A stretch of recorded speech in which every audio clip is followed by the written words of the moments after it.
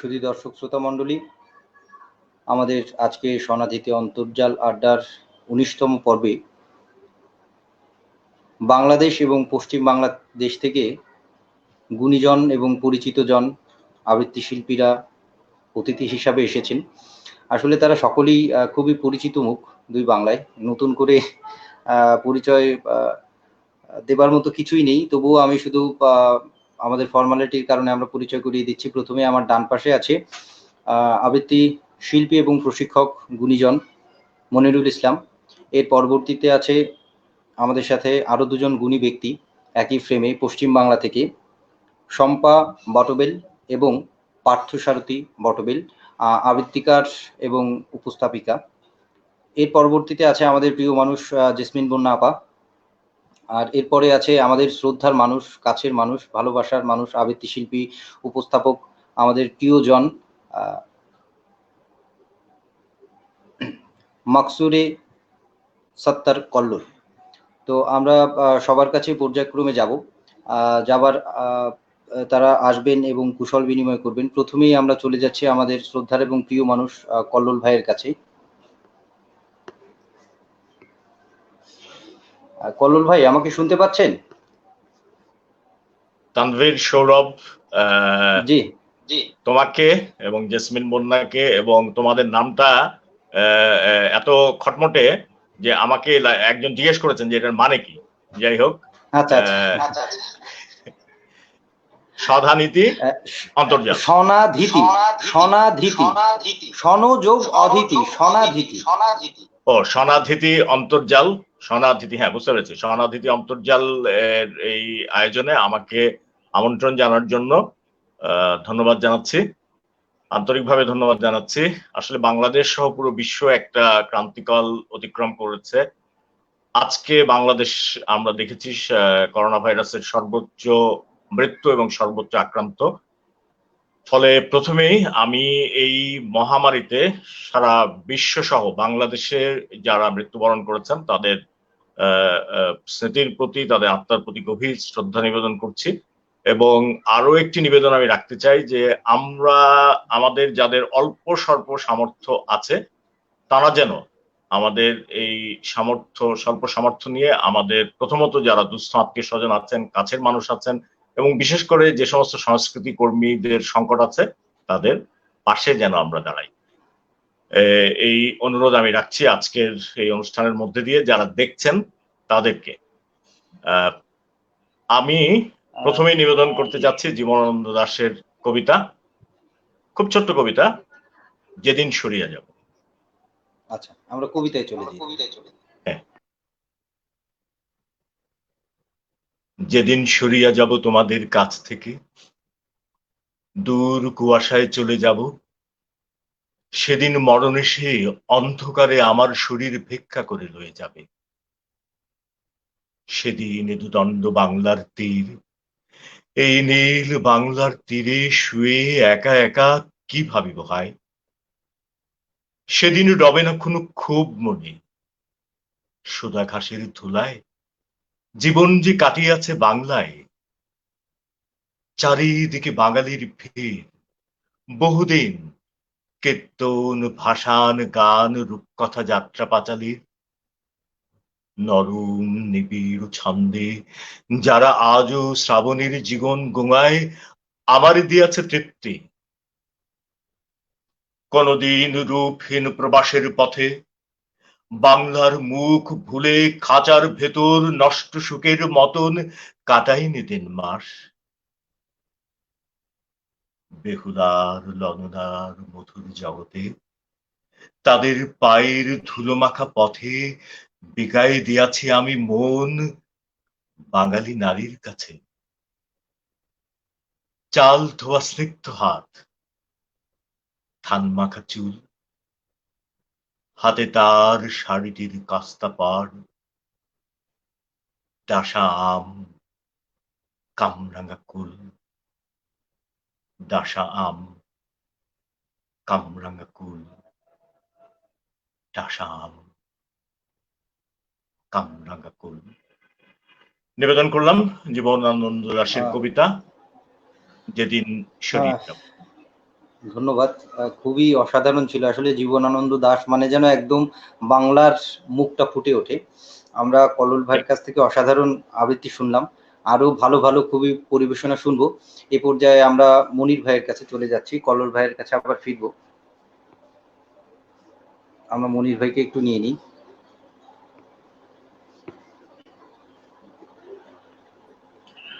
মনির ভাই কেমন আছেন? জি, ভালো আছি। আপনি কেমন আছেন তানজির সৌরভ? জি, এই আছি আর কি, এখনো মোটামুটি বেঁচে আছি বলা চলে, কারণ এখন যে মহামারীর সময় চলছে। আমাদের শ্রোতা দর্শক অনেকেই যুক্ত হয়ে গেছে, অনেক মতামত দিচ্ছে, মতামত পড়ব। তো তাদের সাথে একটু কুশল বিনিময় করি। স্বরাধিতিকে ধন্যবাদ এবং কৃতজ্ঞতা আমাকে এখানে যুক্ত করার জন্য, বিশেষ করে তানজির সৌরভ এবং জেসমিন বন্যাকে, সেই সাথে আমাদের সাথে যারা যুক্ত হয়েছেন এই স্টুডিওতে, আমাদের পার্থ সারথীরা এবং স্বপ্নাদি, তাদের প্রতি আমার অভিনন্দন, ধন্যবাদ। বিশেষ করে মাস্কুরে সাত্তার কল্লোল, যার সাথে রয়েছে আমার দীর্ঘদিনের সখ্যতা, দীর্ঘদিনের কাজ করার অভিজ্ঞতা। আমরা দিনের পর দিন একসাথে কাজ করেছি, ঘন্টার পর ঘন্টা একসাথে কাজ করেছি। এমনও হয়েছে আমরা একই রকম টেনশন নিয়ে রাতে ঘুমোতে গিয়েছি এবং সকালবেলা সে আয়োজনকে সফল করার জন্য আমরা মিলিত শক্তি নিয়ে কাজ করেছি, আবৃত্তি শিল্পের জন্য, আবৃত্তির জন্য, আমাদের সাংস্কৃতিক আন্দোলনের জন্য। সেই কল্লোল ভাইকে আজকে পেয়ে আমি খুবই খুবই আনন্দিত, খুবই আনন্দিত। সৌরভ, আমি কবিতায় চলে যেতে চাই। হ্যাঁ হ্যাঁ, জি জি জি, কবিতা শুরু করুন। আমি যে কবিতা, দুটো কবিতা পড়বো, ছোট ছোট দুটো কবিতা শুরুতেই। সেটি দেশাত্মবোধের কবিতা, কবি সুফিয়া কামালের জন্মেছি এই দেশে, এবং তারপরেই পড়ব কবি মতিন বৈরাগীর কবিতা স্বপ্ন এবং স্বাধীনতার গল্প। যে স্বপ্ন দেখে আমরা, আমাদের উত্তরসূরিরা, আমাদের পূর্বসূরিরা আমাদের জন্য স্বাধীনতা এনে দিয়েছেন, সেই স্বপ্ন এখনো তো পরিপূর্ণ নয়। এখনো তো আমরা দেখি যে আমাদের স্বাধীনতা বিরোধী শক্তিরা মাথা চারা দিয়ে উঠে আঘাত করে আমাদের। পড়ছি, জন্মেছি এই দেশে। অনেক কথার গুঞ্জন শুনি, অনেক গানের সুর, সবচেয়ে ভালো লাগে আমার মাগো ডাক সমুধুর। আমার দেশের মাঠের মাটিতে কৃষাণ দুপুর বেলা, ক্লান্তি নাশিতে কণ্ঠে জেতার সুর লয়ে করে খেলা। মুক্ত মনের মুক্ত আকাশে সে গান চলে ভেসে, জন্মেছি মাগো তোমার কোলেতে, মরি যেন এই দেশে। এই বাংলার আকাশ বাতাস, এই বাংলার ভাষা, এই বাংলার মায়াগিরি বনে বাঁচিয়া মরিতে আসা। শত সন্তান সাধ করে দুলি মাখি সারা গায়, বড় গৌরবে মাথা উঁচু করে মানুষ হইতে চায়। বহুদিন আগে আমি এক অদ্ভুত স্বপ্ন দেখেছিলাম। প্রথম রাতের স্বপ্ন আজও অবিকল মনে আছে। মনে আছে সারাটা রাত সে এক স্বপ্ন আমার চেতনায় জড়িয়েছিল। মনে হয়েছিল আমি যেন সারাটা রাত একই স্বপ্ন বারবার দেখেছি। তারপর অনেক দিন কেটে গেছে। আজ এতদিন পরে সেই স্বপ্নের কথা বলছি। কিছু মানুষ একসঙ্গে বসে তাদের বোধের কথা বলছিল। তাদের চোখে মুখে ছিল ভীষণ উত্তেজনা। তারা আমার উপস্থিতিকে গ্রাহ্য করেনি। তারা পরস্পরকে বলছিল, চলো আমরা সূর্যকে ছুঁয়ে দেখি, ছুঁয়ে দেই তার আলোক উজ্জ্বল দেহ বরণ, তেজ আর বিক্রম আলোক ছটার দীর্ঘ কেশদান, যা সারা পৃথিবীকে আলোকিত করে, যার তীক্ষ্ণ ফলায় ভেদ করে রাত্রিকে প্রতিদিন প্রভাতের দিকে। চলো আমরা সূর্যের দিকে যাই। তখন কেউ কেউ বলল, সে কি সম্ভব? কত দুস্তর পথের ওপারে রয়েছে সূর্য। কি করে আমরা পৌঁছাবো সূর্যের গতিমুখে? মানুষের অজেয় কিছু নেই যদি সে নিশ্চিত প্রতিজ্ঞা করে পাহাড় ডিঙাবার। নিঃশঙ্ক একজন বলল। তখন তারা এক হয়ে গেল, মিলালো হাত পরস্পর, স্থির হলো বিশ্বাস পর্বত উচ্চতা। মানুষ মিলল মানুষের সাথে সূর্যোদয়ের তীব্র আকাঙ্ক্ষায়। আর তখনই নড়ে উঠল দৃশ্য অদৃশ্যের দৈত্য দানব, ভূত প্রেতের ছায়া। তারা আক্রমণ করলো সেই মানুষগুলোকে। কামানের আগুন ঝরল, তপ্ত সীসার খণ্ড ভেদ করলো উচ্ছ্বসিত হৃৎপিণ্ড। জল হলো বিষ, পড়ল লোকালয়, লাশে লাশে ভরে গেল প্রান্তর। তবুও থামানো গেল না মানুষের মিছিল, তবুও থামানো গেল না মানুষের সংগ্রাম। আলোকপ্রিয় মানুষগুলো আনন্দের পতাকাটা উড়িয়ে ফিরল। গাঢ় সবুজের জমিনে লাল টকটকে সূর্য পড়ল দক্ষিণ সমুদ্রের স্নিগ্ধ বাতাসে। আর তখনই নড়ে উঠল দৃশ্য অদৃশ্যের সেই দৈত্য দানব, ভূত প্রেতের ছায়া। তারা আক্রমণ করলো সেই মানুষগুলোকে। বিজয়ের পতাকা ধুলি কাদা মাখা, দুঃখিত, নমিত। আর সেই মানুষগুলো হয়ে গেছে স্মৃতি, রুগ্ন ক্লান্ত ইতিহাস।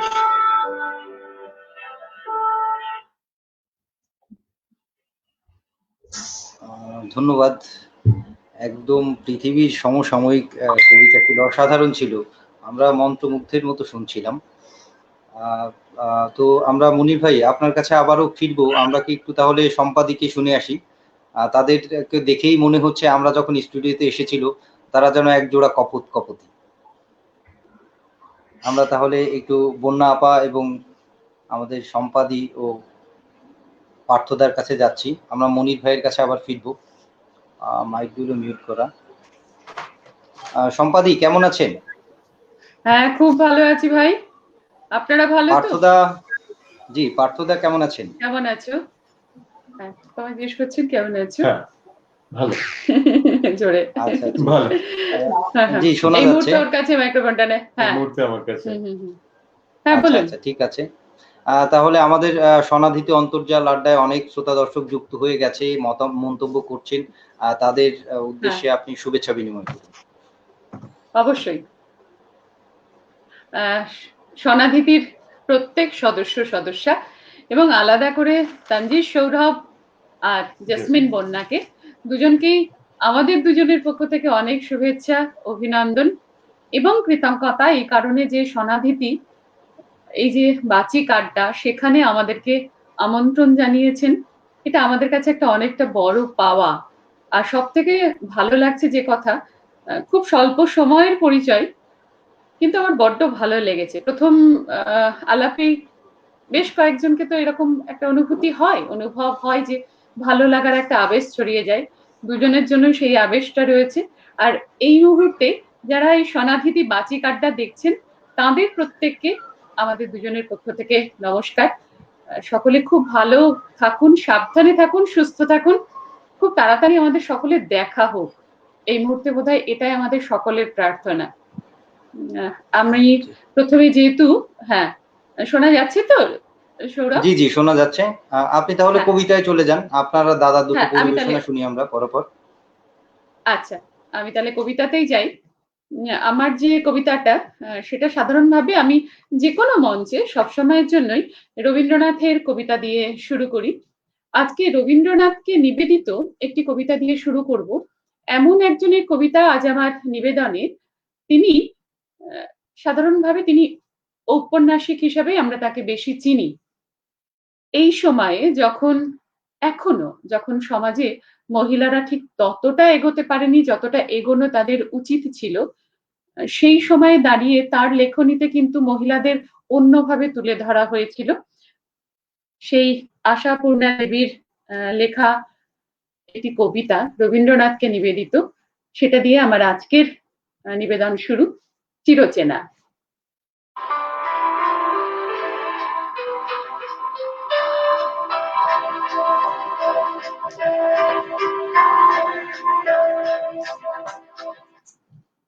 ভেঙেছ দুয়ার, এসেছ জ্যোতির্ময়, আমার জীবনে এ কথা সত্য নয়, আর এও নয় সত্য। হঠাৎ আলোর ঝলকানি লেগে ঝলমলিয়েছে চিত্ত। ছিল না তো ঘর, না ছিল কোথাও দ্বার, তোমারই উদার প্রাঙ্গণ তলে ঠাঁই ছিল খেলিবার। সেই খোলা প্রাঙ্গণে অবোধ প্রাণের নির্ভয় নিয়ে খেলিয়াছি আনমনে। সেখানে আকাশ অকৃপণ হাতে ঠেলেছে আলোর সোনা। খেলা ছিল সেই ঝলমলে রঙে স্বপ্নের জাল বোনা। ছিলে না কখন, এসেছ কখন, জানি নে তাহার দিশে, জানি জীবনের অনুতে অনুতে তুমি রহিয়াছ মিশে। চেতনারও আগে হতে, দিন হতে দিনে চলিয়াছি ভেসে সেই আলোকের স্রোতে। প্রশ্ন খুঁজিনি তোমার মানে, এ পাড়া ও পাড়া বেড়াইনি ছুটে তত্ত্বের সন্ধানে। আছি তারই কাছাকাছি, দূর শৈশবে যেখানে প্রথম খেলাঘর রচিয়াছি। পণ্ডিত জনে বুদ্ধি মশালে জেলে তোমারে চেনাতে চায়, কত শত ব্যাখ্যার জাল ফেলে। চেয়ে চেয়ে দেখি নুড়ি দিয়ে দিয়ে হিমাচল পরিচয়, মহাসাগরের পরিমাপ করে অঞ্জলি সঞ্চয়। যেন ফুল চিরে ফুলের অর্থ খোঁজা, অনির্বচনে বচনের ফাঁদে করে নিতে চাওয়া সোজা। মোর আনন্দ না বোঝা সুখের অফুরান বিস্ময়ে চির রহস্য আছো, চিরদিন চির আশ্রয় হয়ে। সত্যি তিনি তো আমাদের চির আশ্রয়। সেই আশ্রয় আমাদের আনন্দে, বিষাদে, দুঃখে সমস্ত সময় তাকেই আমরা প্রথমে স্মরণ করি। সেই রবীন্দ্রনাথ ঠাকুরকে নিবেদিত আশাপূর্ণা দেবীর চিরচেনা আমার নিবেদনে ছিল। পরবর্তীতে পার্থসারথী তার নিবেদন রাখবেন, আমরা তার কবিতা শুনে নেব। আমরা পার্থসারথীকে বলছি যে একটু হেডফোনটা ব্যবহার করতে, তাহলে সুবিধা হবে।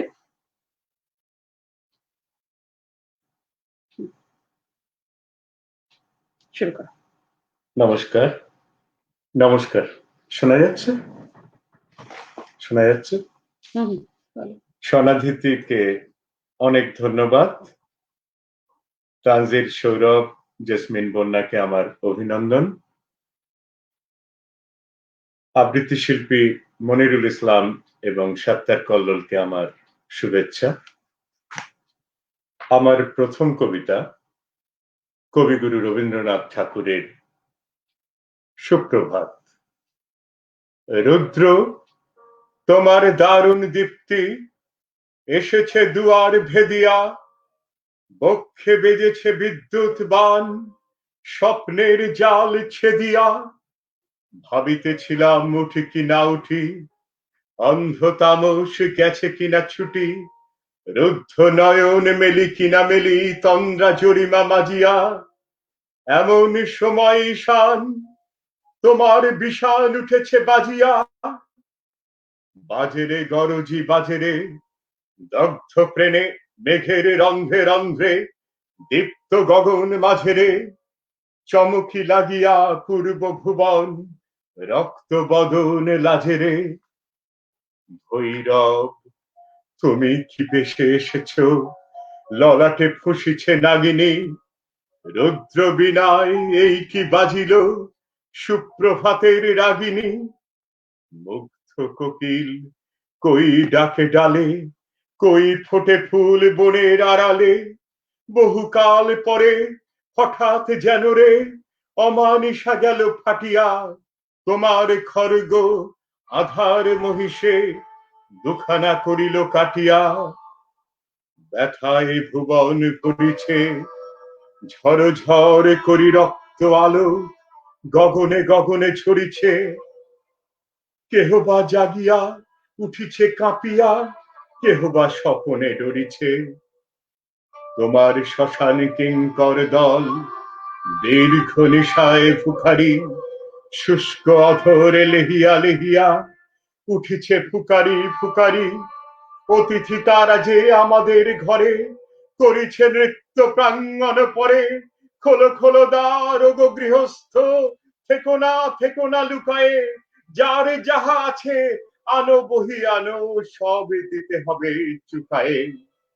ঘুমায় না আর কেহ রে, হৃদয় পিণ্ড ছিন্ন করিয়া ভাণ্ড করিয়া দেহরে।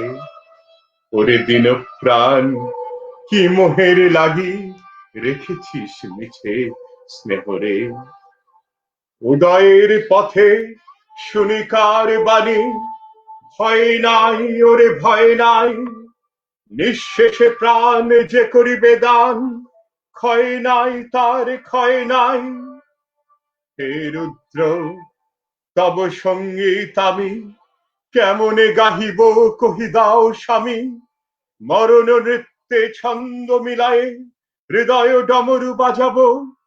ভীষণ দুঃখে ডালি ভরে লয়ে তোমার অর্ঘ্য সাজাবো। এসেছে প্রভাত এসেছে, তিমিরান্তক শিব শঙ্কর। কি অট্টহাস এসেছে, যে জাগিল তার চিত্ত আজিকে ভীম আনন্দে ভেসেছে। জীবন সপিয়া জীবনেশ্বর, পেতে হবে তব পরিচয়। তোমার ডঙ্কা হবে যে বাজাতে, সকল শঙ্কা করি জয়। ভালোই হয়েছে ঝঞ্ঝার বায়ে, প্রলয়ের জটা পড়েছে ছড়ায়ে। ভালোই হয়েছে প্রভাত এসেছে মেঘের সিংহ বাহনে। মিলন যজ্ঞে অগ্নি জ্বালাবে বজ্র শিখার দাহনে। তিমির রাত্রি পোহায়ে মহা সম্পদ তোমারে লোভিব, সব সম্পদ খোয়ায়ে। মৃত্যুরে লব অমৃত করিয়া তোমার চরণে ছোঁয়ায়ে।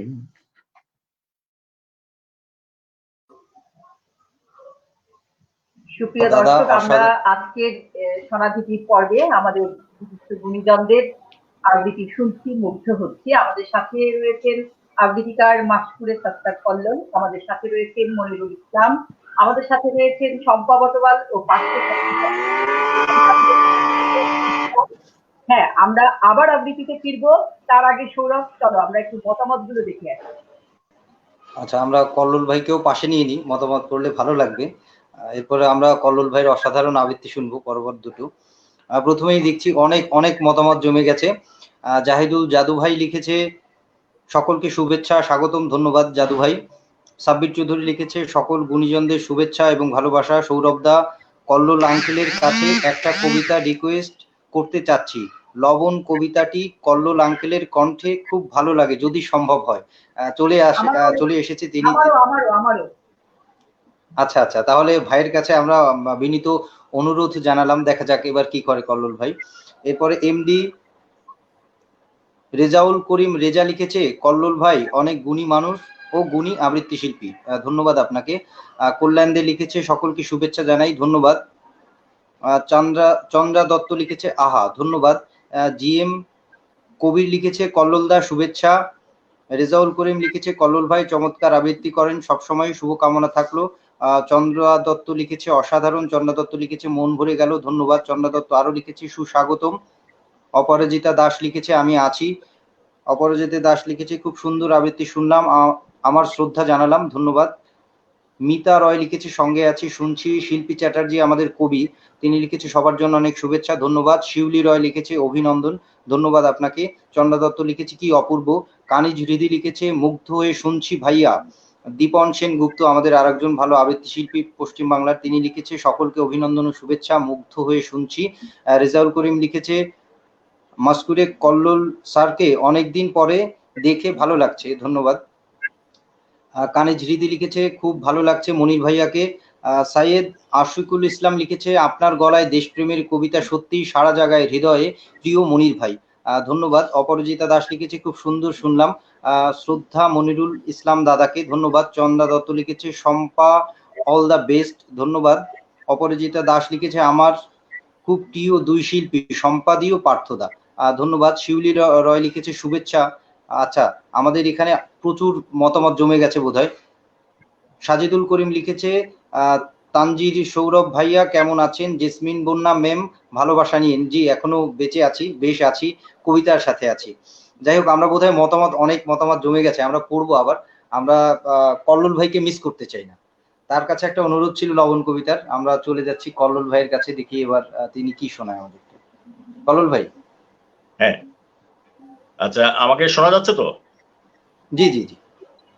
আচ্ছা, লবণ কবিতাটা পরে পড়ি যদি সময় হয়। আচ্ছা, অবশ্যই অবশ্যই। আচ্ছা, আমি এখন কি আপনি মিনিমাম 5 থেকে 6 পরপর দুটো পড়েন, 6 থেকে 7টা কবিতা আমরা শুনবো আপনার কাছ থেকে, মনির ভাইয়ের কাছ থেকে বেরো।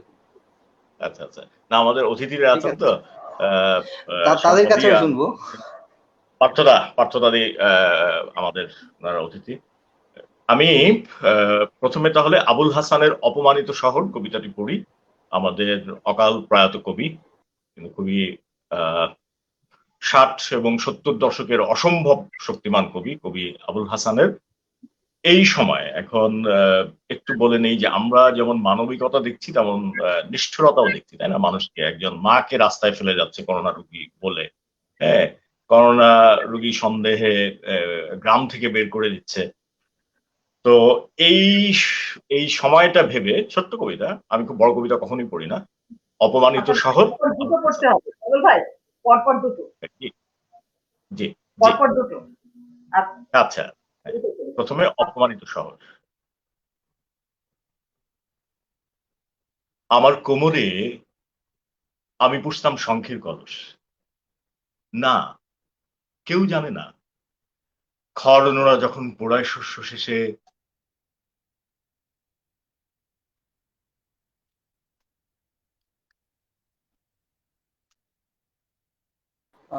দুঃখিত, শালা সুরের বাচ্চা কল্লোল ভাই বোধহয় কারেন্ট চলে গিয়েছে। কল্লোল ভাই বোধহয় বিদ্যুৎ বিভ্রাটের কবলে পড়েছেন। আমরা আর একটু নিয়ে নিই। জি জি, শুনতে পাওয়া যাচ্ছে, আপনাকে দেখা যাচ্ছে না। আমাকে ইলেকট্রিসিটি চলে গেছে, হ্যাঁ, ফলে অন্যরা পড়ুক, মানে ইলেকট্রিসিটি যাওয়ার সময় পেল না। আচ্ছা আচ্ছা আচ্ছা, ঠিক আছে কল্লোল ভাই, আপনি একটা বাতি বা চার্জার জ্বালান, আমরা মনির ভাইয়ের কাছ থেকে শুনে আসি কিছু। শিওর, আপনি থাকেন, প্লিজ যাবেন না। না না, আছি আছি আছি আছি। মনির ভাই, মনির ভাই শুনতে পাচ্ছেন? তো আমাদের কল্লোল ভাইয়ের বিদ্যুৎ বিভ্রাটের কারণে তো শুনতে পাচ্ছি না, তাহলে আপনার কাছেই চলে এলাম এই জন্য। তাহলে আমরা কি আপনার কাছে পরপর দুটো কবিতা শুনি? হ্যাঁ, নিশ্চয়ই।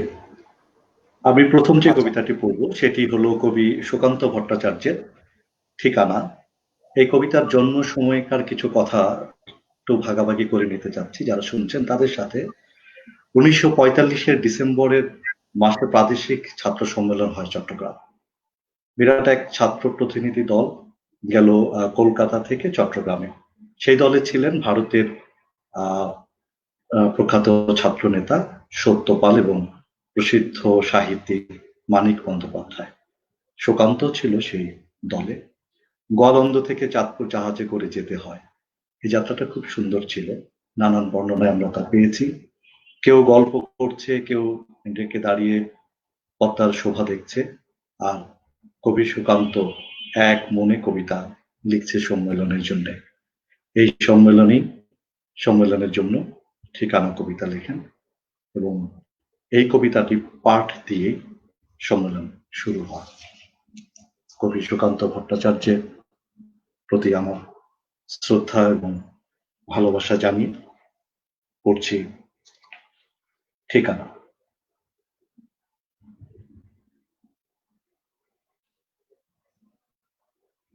ঠিকানা আমার চেয়েছ বন্ধু,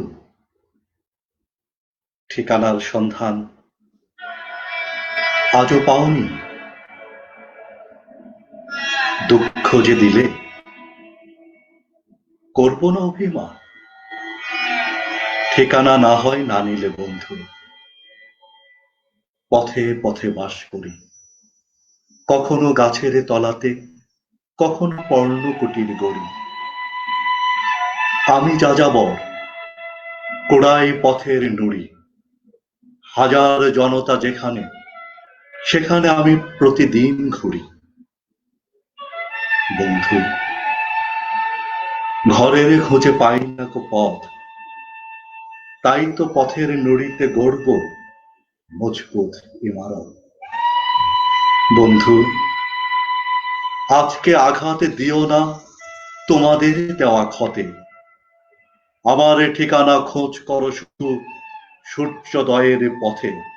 ইন্দোনেশিয়া, যুগোস্লাভিয়া, রুশ ও চীনের কাছে আমার ঠিকানা বহুকাল ধরে যেন গচ্ছিত আছে। আমাকে কি তুমি খুঁজেছ কখনো সমস্ত দেশ জুড়ে, তবু পাওনি? তাহলে ফিরেছ ভুল পথে ঘুরে ঘুরে।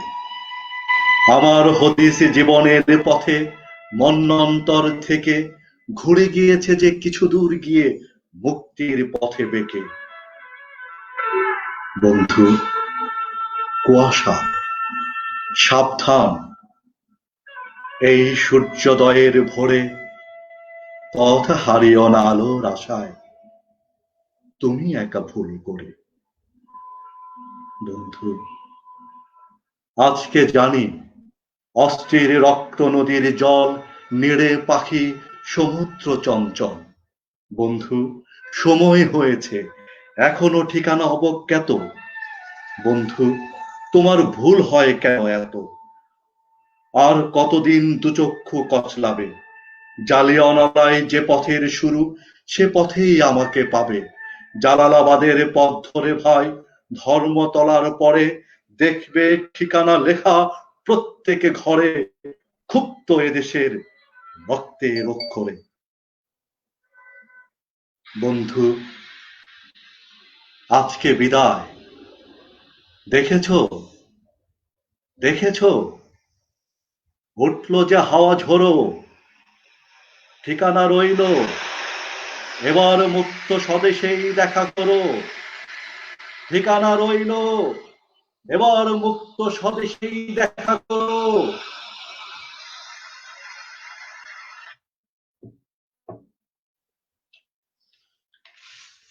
এবার পরপর তিনটি দেশত্ববোধের, দেশের এবং মানুষের মুক্তির জন্য মুক্তি সংগ্রামী লড়াকু মানুষদের প্রতি শ্রদ্ধা এবং ভালোবাসা জানিয়ে তিনটি কবিতা পড়েছি। এবার একটা প্রেমের কবিতা পড়তে চাই। প্রেমিক প্রেমিকারা এই সময়ে, সঙ্গ নিরোধের এই সময়ে, তারা কেমন করে তাদের প্রেম নিবেদন করছে, কেমন করে খুঁজছে, সেরকম কথার একটি কবিতা। কবি সালেম সুলিরির নগদে ডাক এলে। সকালে ফোন দিও, বিকেলে মন দেব, দুপুরে ভাবনা, কিছুটা অবকাশে, এড়িয়ে ভাত ঘুম, বাজাবো মন বাসি, সাজাবো মন পাখি, যেন সে ডেকে ওঠে প্রেমের পদাবলী। নগদের ডাক এলে প্রভাত শিশুদের, সকালে কিশোরের, দুপুর তরুণের, বিকেলে যুবকের, গোধূলি যুবতী, বনানী সুকুঠি, সেখানে মোলাকাত, সবুজ সংলাপে, ঘাসের শ্বাস ভরা উজাড় বন দেব। সকালে ফোন হলে বিকেলে মন দেব, সূর্য শুতে গেলে বিরহে আলো কাঁদে। আমারও শোয়া মানে স্মৃতিকে গুলে ফেলা, প্রবীণ চশমাতে ঝাপসা ভালোবাসা। বরং জেগে ওঠো ভোরের কাঁচা মন, প্রেমের নবায়ন হোক না প্রতিদিন, হোক তা জনে জনে অথবা একজনে।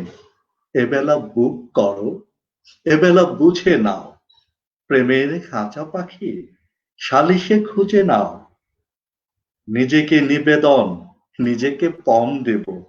সকালে ফোন দিও, বিকেলে মন দেব। মনের পুঁজিগুলো সহজে লোন দেব। মনের পুঁজিগুলো সহজে লোন দেব। সকালে ফোন দিও, বিকেলে মন দেব। ধন্যবাদ মনির ভাই, অসাধারণ আবৃত্তি শুনলাম। আমরা বন্যা আপাকেও নিয়ে নিচ্ছি। আমাদের কল্লোল ভাইয়ের বোধহয় বিদ্যুৎ চলে এসেছে, তিনি বিদ্যুৎ বিভ্রাটের কবলে আটকে গেছিলেন, আমরা তাকে একটু নিয়ে নিচ্ছি। তার কবিতা শুনতে শুনতে মাঝপথে থেমে গিয়েছিলাম। মনির ভাইয়ের কাছে আমরা আবারও ফিরবো, আমরা একটু কল্লোল ভাইকে শুনি। হ্যাঁ, বড়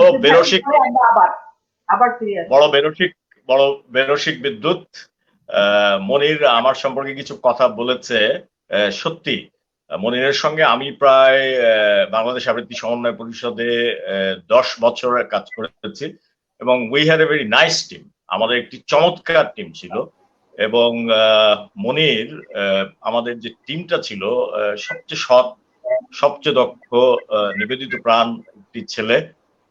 যে কোনো কারণেই হোক সেই টিমটি থেকে আমি চলে এসেছি, কিন্তু আমি সবসময় তাদেরকে ফিল করি এবং আমি মনে করি যে মনির, শিরিন সহ, মনির ছিল, শিরিন ছিল, আমি ছিলাম, আরো অনেকে ছিল, মানে নিবেদিত প্রাণ কর্মী। এবং মনিরের আমি যে সততা, তার যে নিমগ্নতা এবং তার যে মানে আমি যে তার নিবেদনটা দেখেছি বাংলাদেশ আবৃত্তি সমন্বয় পরিষদের প্রতি, আবৃত্তি কর্মীদের প্রতি ভালোবাসা দেখেছি। আমরা দিনের পর দিন, রাতের পর রাত কাজ করেছি। আজকে মনিরকে পেয়ে আমার সেই সব স্মৃতি উঠে আসছে এবং আমার খুব ভালো লাগছে মনির। শুধু ওর চশমাটা যোগ হয়েছে আর কি। আচ্ছা, তাহলে আমরা কল্লোল ভাইয়ের কবিতায় চলে যাই। পাশে কাছের মানুষ পেলে মানুষ একটু স্মৃতি কাতর হয়েই পড়ে, রোমন্থন উঠেই আসে, এটা খুবই ভালো লাগছে আমরা যে জানতে পেরে। একই সাথে আবেগপ্রবণ, আমরা বাঙালি জাতি আবেগী জাতি। আমাদের কথা বলে শেষ করা যাবে না, আমরা একসাথে কাজ করেছি, এত স্মৃতি, এত কিছু। 12 বছর আগে বোধহয় কল্লোল ভাইয়ের সাথে আমারও পরিচয় আবৃত্তি সমন্বয় পরিষদের মাধ্যমেই 10-12 বছর আগে, এবং তারপর থেকে বোধহয় সম্পর্ক আর থেমে থাকেনি, সম্পর্কটা ভালোই চলেছে, এখনো চলছে। বোধহয় চিরজীবন এরকম একটা আশীর্বাদী হাত থাকবে মাথার উপরে। এবং মনির ভাইয়ের সাথেও আমার দীর্ঘদিনেরই একটা ভালো সম্পর্ক, আমিও চিনি, মনির ভাই আমার চিনি, এটাই হচ্ছে সম্পর্ক। ওই মানে আবৃত্তি সমন্বয় পরিষদে হচ্ছে ঘুরে ঘুরে ওই প্রিয় মুখগুলো প্রতিদিনই দেখি। সেই যখন আমি ঝালকাঠিতে থেকেছি তখনও দেখেছি, 20 বছর আগে থেকে দেখা শুরু, এখনো দেখছি এবং সবসময় দেখতে চাই। মানে with the leadership of Bangladesh আবৃত্তি সমন্বয় পরিষদের সাধারণ সম্পাদক আকামের নেতৃত্বে, তারই ইয়েতে, তারই ছায়ায় আমরা আসলে মানে সে সময় কাজ করে অনেক হয়েছে। আমি এই সুযোগে আমাদের কিন্তু জি আকাম ভাইয়ের প্রতি আমারও সম্মান এবং শ্রদ্ধা। তার দক্ষ নেতৃত্বেই বাংলাদেশ আবৃত্তি সমন্বয় পরিষদ আজকের এই জায়গায়, বাংলাদেশের আবৃত্তি শিল্প আজকের এই জায়গায়। আমরা আমাদের সাধ্যমতো তার পাশে থেকে কিছু অবদান রাখার চেষ্টা করেছি মাত্র। কল্লোল ভাই, আমাদের যে মধুর স্মৃতি জীবনে বেঁচে থাকার জন্য, পরবর্তী সময়ের জন্য, এটি অনেক শক্তি। ভালো থাকবেন কল্লোল ভাই, সুস্থ থাকবেন। অনেক ধন্যবাদ। আমরা তাহলে কবিতায় চলে যাই। কল্লোল ভাইয়ের অসাধারণ আবৃত্তি তো মিস করতে পারি না, আমরা চলে যাই। হ্যাঁ, পরপর দুটো আবারও। হ্যাঁ, আবুল হাসানের অপমানিত শহর। আমার কোমরে আমি পুষতাম শঙ্খের কলস, না কেউ জানে না খড় নোড়া যখন পোড়ায় শস্য শেষে আমার আত্মায় কেন জন্মেছিল উদ্ভিদ। কিন্তু আজ কোমরে করাত কল, আমি শুধু আমাকেই কাটি। তোমরা আমাকে দিলে কঠিন কল্লোল, তামা, লোহা ও পিতল, কিছু রেউনের সুতো, কিছু ম্লান জুতো আর বেতে ঘোড়া। সুগন্ধি মানুষ নেই, মরে গেছে উদ্যানের খোপা। নষ্ট হয়ে গেছো তুমি, তুমিও কি হে গভীর বিদ্রোহের চাকা? আমাকে ধারণ করে ধর্মহীন ওই দুর্মুখ জনতা। সান্ত্বনা ফুলের নামে লৌহ শলাকার শীষে ওরা আমাকে বিদ্ধ করে। শিশু নই, যিশুও নই, তবুও আমাকে ভোলায় আজ কৃত্রিম খেলনা, পশু খড়, গর্ধ। আমার বুকে আমি পুষতাম বকুল বাউল, ঢেকিতে ছেটেছি রৌদ্র, সহজিয়া ভোর, আর কত না সুন্দর পাথরে পুষ্পিত নাচ চোখে নিয়ে দৃষ্টিতে দারুণ। দেখেছি কি করে ফলে ভালোবাসা, স্নেহ, প্রেম, পাখির কুজন। কিন্তু আজ তোমরা আমাকে দিলে নিয়ন্ত্রণ, জীবিত বাকলে ঢাকা মরা সব মলিন সেগুন। যদি যেতে চাই তবে বাঁকা করে লোহার দেয়াল, আমাকে ঢোকাও আরো খড়, লৌহ, লাশের জগতে। গোলাপ এখানে লাশ, মানুষেরা লাশ। কুকুর, কুকুর এখানে আজ হতে চায় কোমল হরিণ। তাকাও, এদিকে ক্ষত, ওদিকে খুন। তুমি তাকাও সময়, যেখানে মমতা নেই, মনীষার ছায়া নেই, আমার গমন। পড়লাম আবুল হাসানের কবিতা অপমানিত শহর। এরপরে আমি পড়তে চাচ্ছি রণজিৎ দাসের কবিতা ক্ষত। মহৎ শিল্পীদের জীবনীতে প্রায়ই পড়ি তাদের অকল্পনীয় নিষ্ঠুরতার কথা। পড়ি এবং ভীষণ বিব্রত বোধ করি। ভাবি যে মানুষ ব্যক্তিগত জীবনে এতটা হৃদয়হীন এবং নির্মম, তার শিল্পের আদৌ কি মূল্য আমি দেব? যত যত মহৎ হোক সেই শিল্প কীর্তি, তবু তবু আমি তার কানাকুড়ি মূল্য দেব কি? পণ্ডিতেরা বলেন ভুল, এ বিচার ভুল।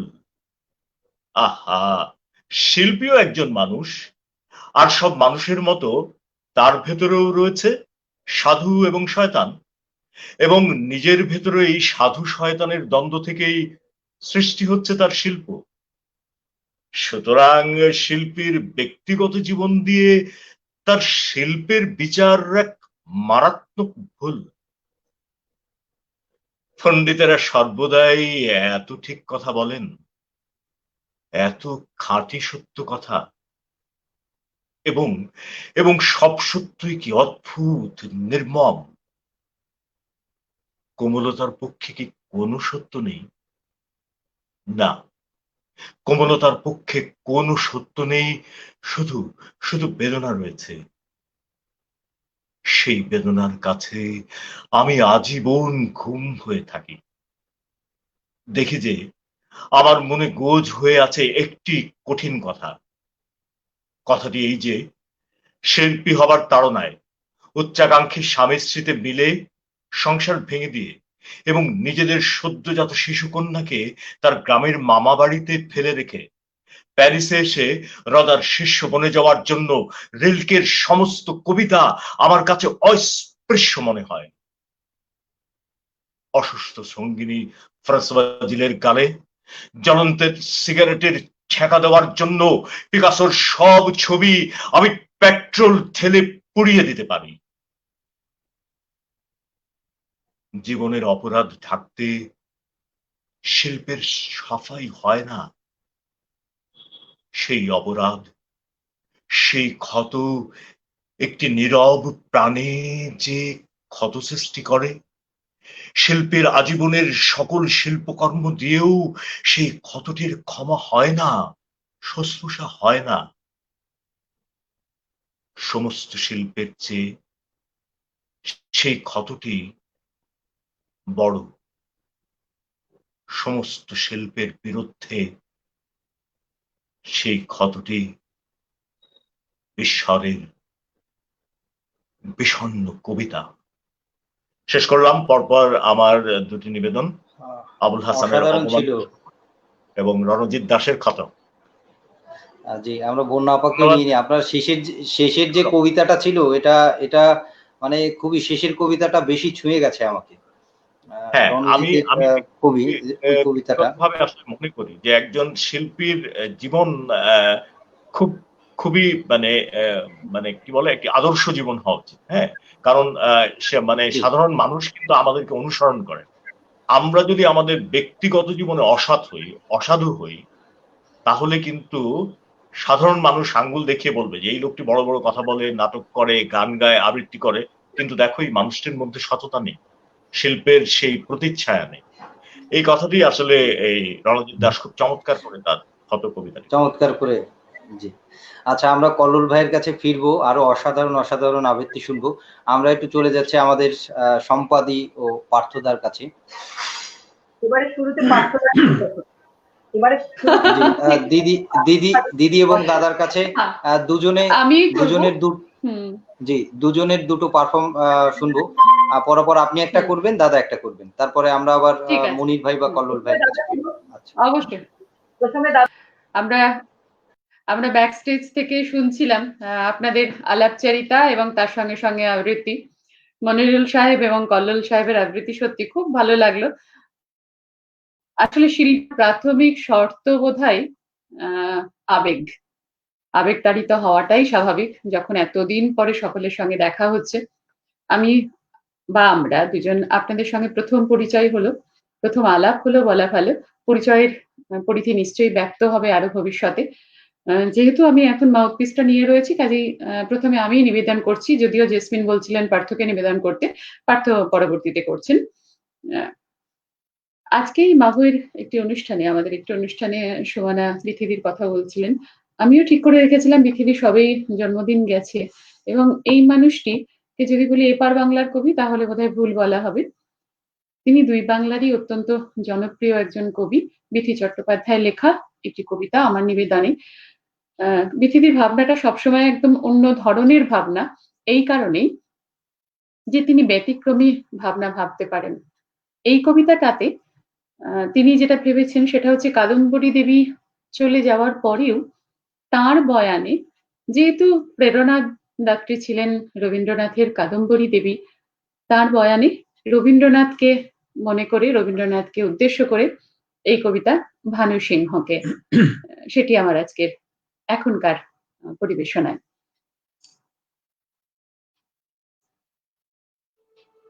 আমার পায়ে শব্দ শুনছ ভানু, অতৃপ্তিময় আমার কণ্ঠস্বর, এসে আজকে খোলা চুলের মেঘে আবার ডাকছি এত দিনের পর।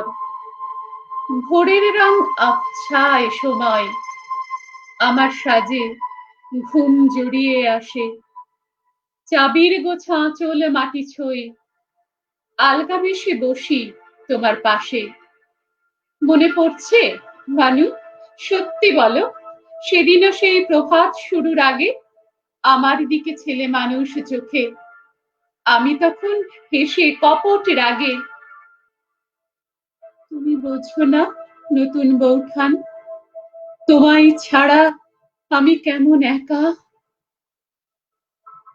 তোমার কথায় দৃষ্টিপাত ভ্রম, কুঞ্জবনে সরব কুহুকেকা, এসব কথায় সবাই বলে বেশি। সবাইকে তো তুমি জানিয়েছ তোমার প্রাণের নম্র সহচরী, তোমরা যাকে অকালে হারিয়েছ। অকালে? ভানু, সত্যি বলো, সেদিনও যদি আমি না সরতাম, সবাই যেন এটাই চাইছিল, তুমিও বোধহয় সুপ্ত মনস্কাম।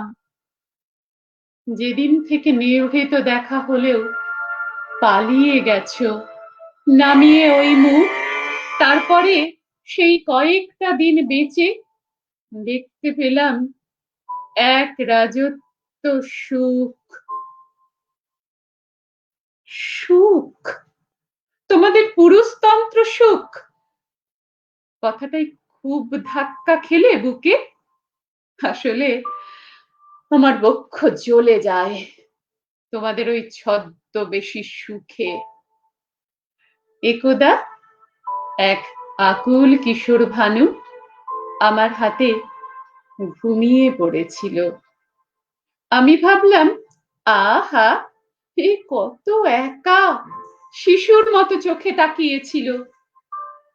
সেদিন আমার সবচেয়ে বড় ভুল, যে ভুল আমায় হ্যাঁচকা টানে আজও তোমার হেমাঙ্গিনী একা এসেছে ছেড়ে সকল লোকলাজ। আমার দিকে তাকাও ভানু সিংহ, প্রেমের সুধা স্নেহ খুঁজো না আর। আগুন, শুধু ক্রোধের আগুন চোখে, দু চোখময় মত্ত হাহাকার। আমার বয়স 20 পেরিয়ে গেলে অন্য হাওয়া লাগে তোমার গায়ে। আমাকে সবাই অপমানিত করে, তুমি হয়ে যাও রিক্ত, নিরুপায়। আসলে তুমি খেলার সাথী চাও, তোমার বয়স 16 থমকে থাকে। আজও তোমার পঞ্চদশী বালা উস্কে দিচ্ছে নবীন দুরাশাকে।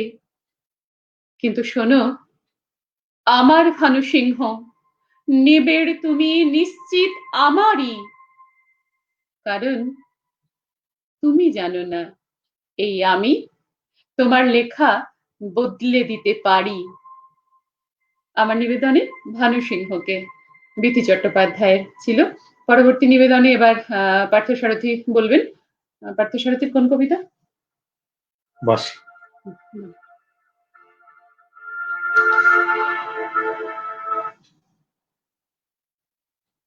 নমস্কার, আসছে শব্দ? সঞ্জিত ভাই এবং জেসমিন বন্যাকে আবার অভিনন্দন, সনাদিতিকে আবার অভিনন্দন। আমার এই কবিতা, রবীন্দ্রনাথের এই কবিতাটায় ঢাকাই শাড়ির উল্লেখ আছে, ধলেশ্বরী নদীর উল্লেখ আছে, খুব চেনা কবিতা বাঁশি। কিনু গোয়ালার গলি, দোতলা বাড়ির লোহার গড়াতে দেওয়া একতলা ঘর, পথের ধারেই লোনা ধরা দেয়ালেতে মাঝে মাঝে ধসে গেছে বালি, মাঝে মাঝে শ্যাতা পড়া দাগ। মার্কিন থানের মার্কা একখানা ছবি, সিদ্ধিদাতা গণেশের, দরজার পরে আটা। আমি ছাড়া ঘরে থাকে আর একটা জীব, এক ভাড়াতেই, সেটা টিকটিকি। তফাৎ আমার সঙ্গে এই শুধু, নেই তার অন্যের অভাব। বেতন 25 টাকা, সদাগরি আপিসের কনিষ্ঠ কেরানি। খেতে পাই দত্তদের বাড়ির ছেলেকে পড়িয়ে। শিয়ালদা স্টেশনে যাই, সন্ধেটা কাটিয়ে আসি। আলো জ্বালাবার দায় বাঁচে। ইঞ্জিনের ধস ধস, বাঁশির আওয়াজ, যাত্রীর ব্যস্ততা, কুলি হাঁকাহাঁকি, 10:30 বেজে যায়। তারপরে ঘরে এসে নিরালা নিঝুম অন্ধকার। ধলেশ্বরী নদী তীরে পিসিদের গ্রাম, তার দেওরের মেয়ে। অভাগার সাথে তার বিবাহের ছিল ঠিকঠাক। লগ্ন শুভ, নিশ্চিত প্রমাণ পাওয়া গেল। সেই লগ্নে এসেছি পালিয়ে। মেয়েটা তো রক্ষে পেলে, আমি তথই বচ। ঘরেতে এলো না সে তো, মনে তার নিত্য আসা যাওয়া। পরনে ঢাকাই শাড়ি, কপালে সিঁদুর।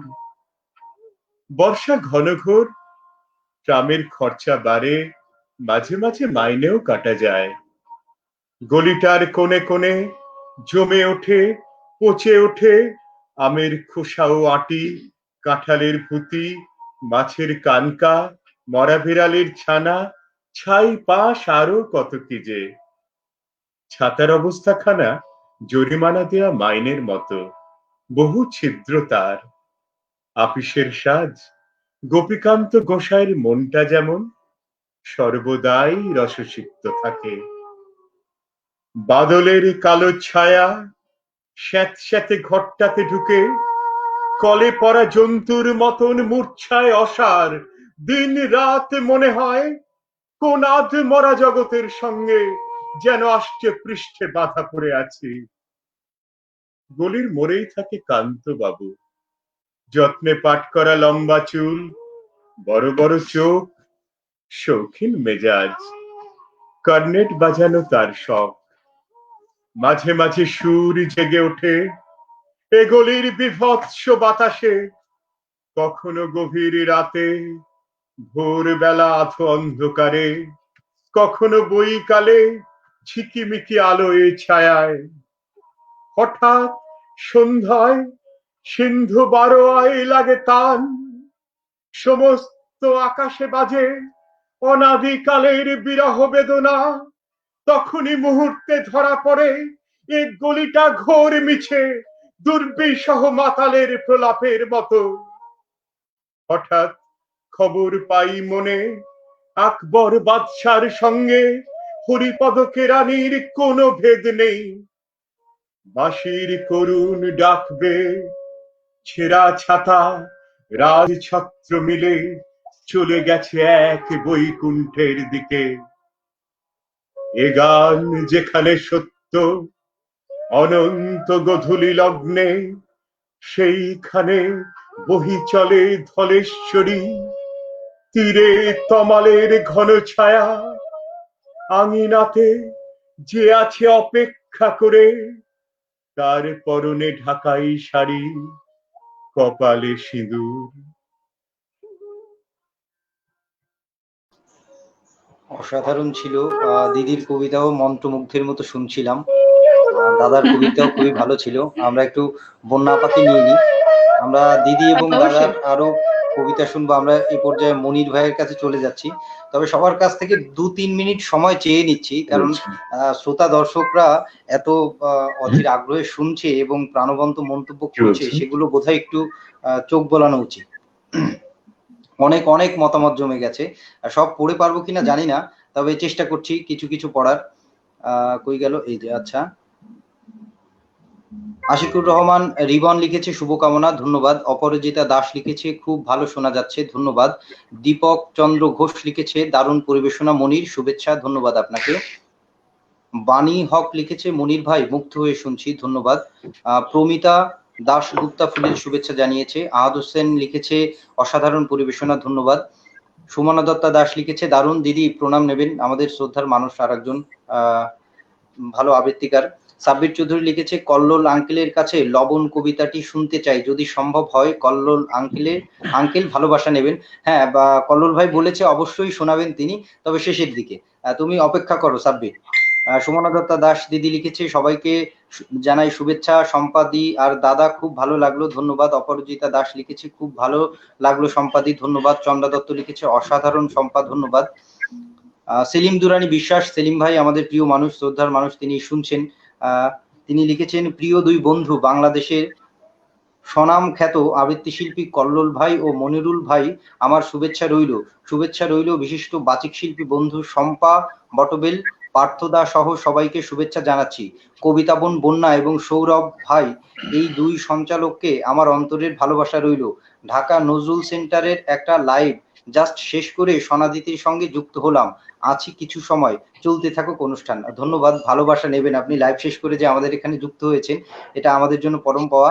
আমাদের আর একজন গুণী মানুষ আবৃত্তি শিল্পী সৈয়দ ইকতেদার আলী ভাই লিখেছে প্রিয় গুণীজন সকলের প্রতি শুভেচ্ছা, শুনছি অনুষ্ঠান খুবই ভালো লাগলো, ধন্যবাদ। চন্দ্রা দত্ত লিখেছে মন ছুঁয়ে যায়, ধন্যবাদ। অপরাজিতা দাস লিখেছে অপূর্ব বললেন পার্থদা, আমার শ্রদ্ধা জানালাম, ধন্যবাদ।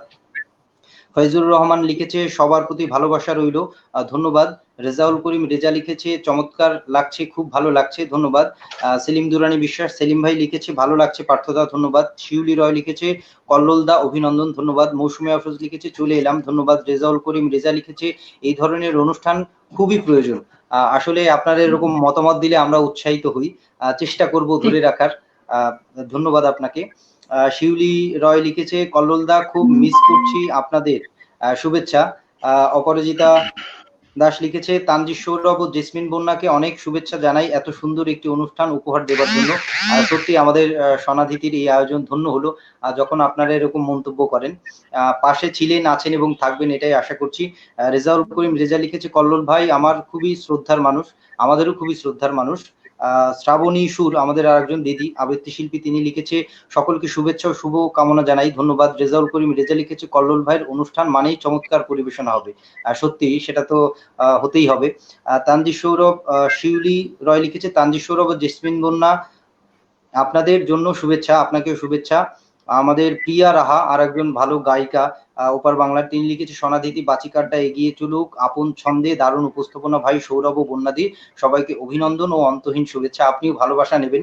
অমিত ভৌমিক লিখেছে, কল্লোল দা, মনিরুল দা, পার্থ দা, সম্পাদি সবার জন্য হাততালি দিয়েছেন তিনি। তানজিদ সৌরভ ও জেসমিন বন্যা আপনাদের জন্য রইল অনেক শুভেচ্ছা।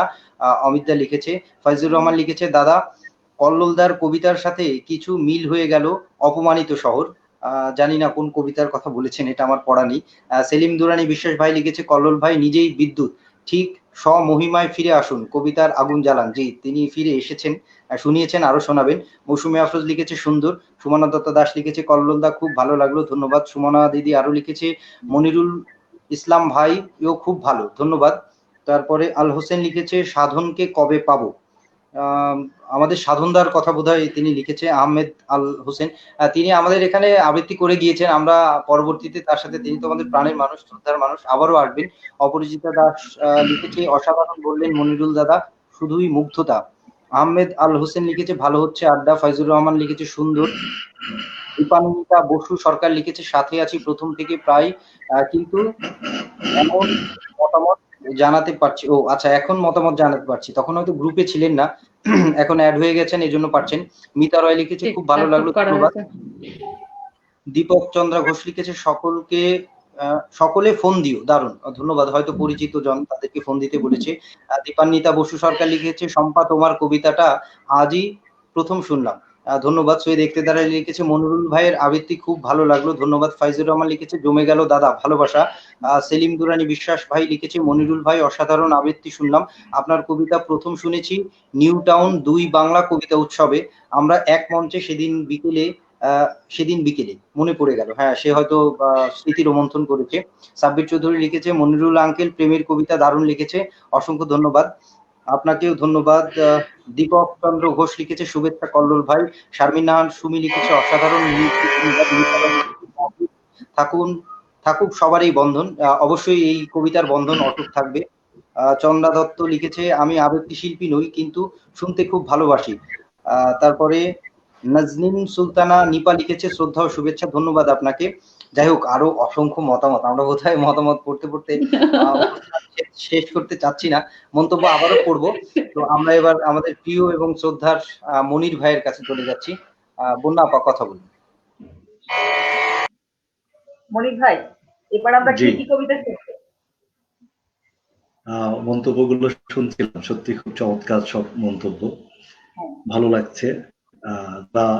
মন্তব্য করেছেন তাদেরকে ধন্যবাদ আমার পক্ষ থেকে, এবং বিশেষ করে সনাধিতিকে আবারও কৃতজ্ঞতা, তাদের এই আয়োজন, আজকে 19তম পর্ব, অব্যাহত থাকুক তাদের আয়োজন, কবিতার সাথে থাকুক সনাধিতি, সেই প্রত্যাশা নিয়ে এবার আমরা তো রবীন্দ্রনাথের পরপর দুটো কবিতা শুনলাম, আমি নজরুলের একটি কবিতা পড়তে চাচ্ছি।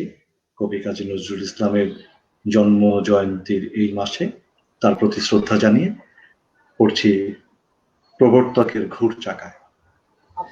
মনির ভাই, একটু যুক্ত করতে চাই, আপনি আরো মানে পরপর দুটো করবেন, নজরুলের একটা আর সাথে আর একটা। ঠিক আছে, আচ্ছা, আমরা তাহলে কবিতায় চলে যাই।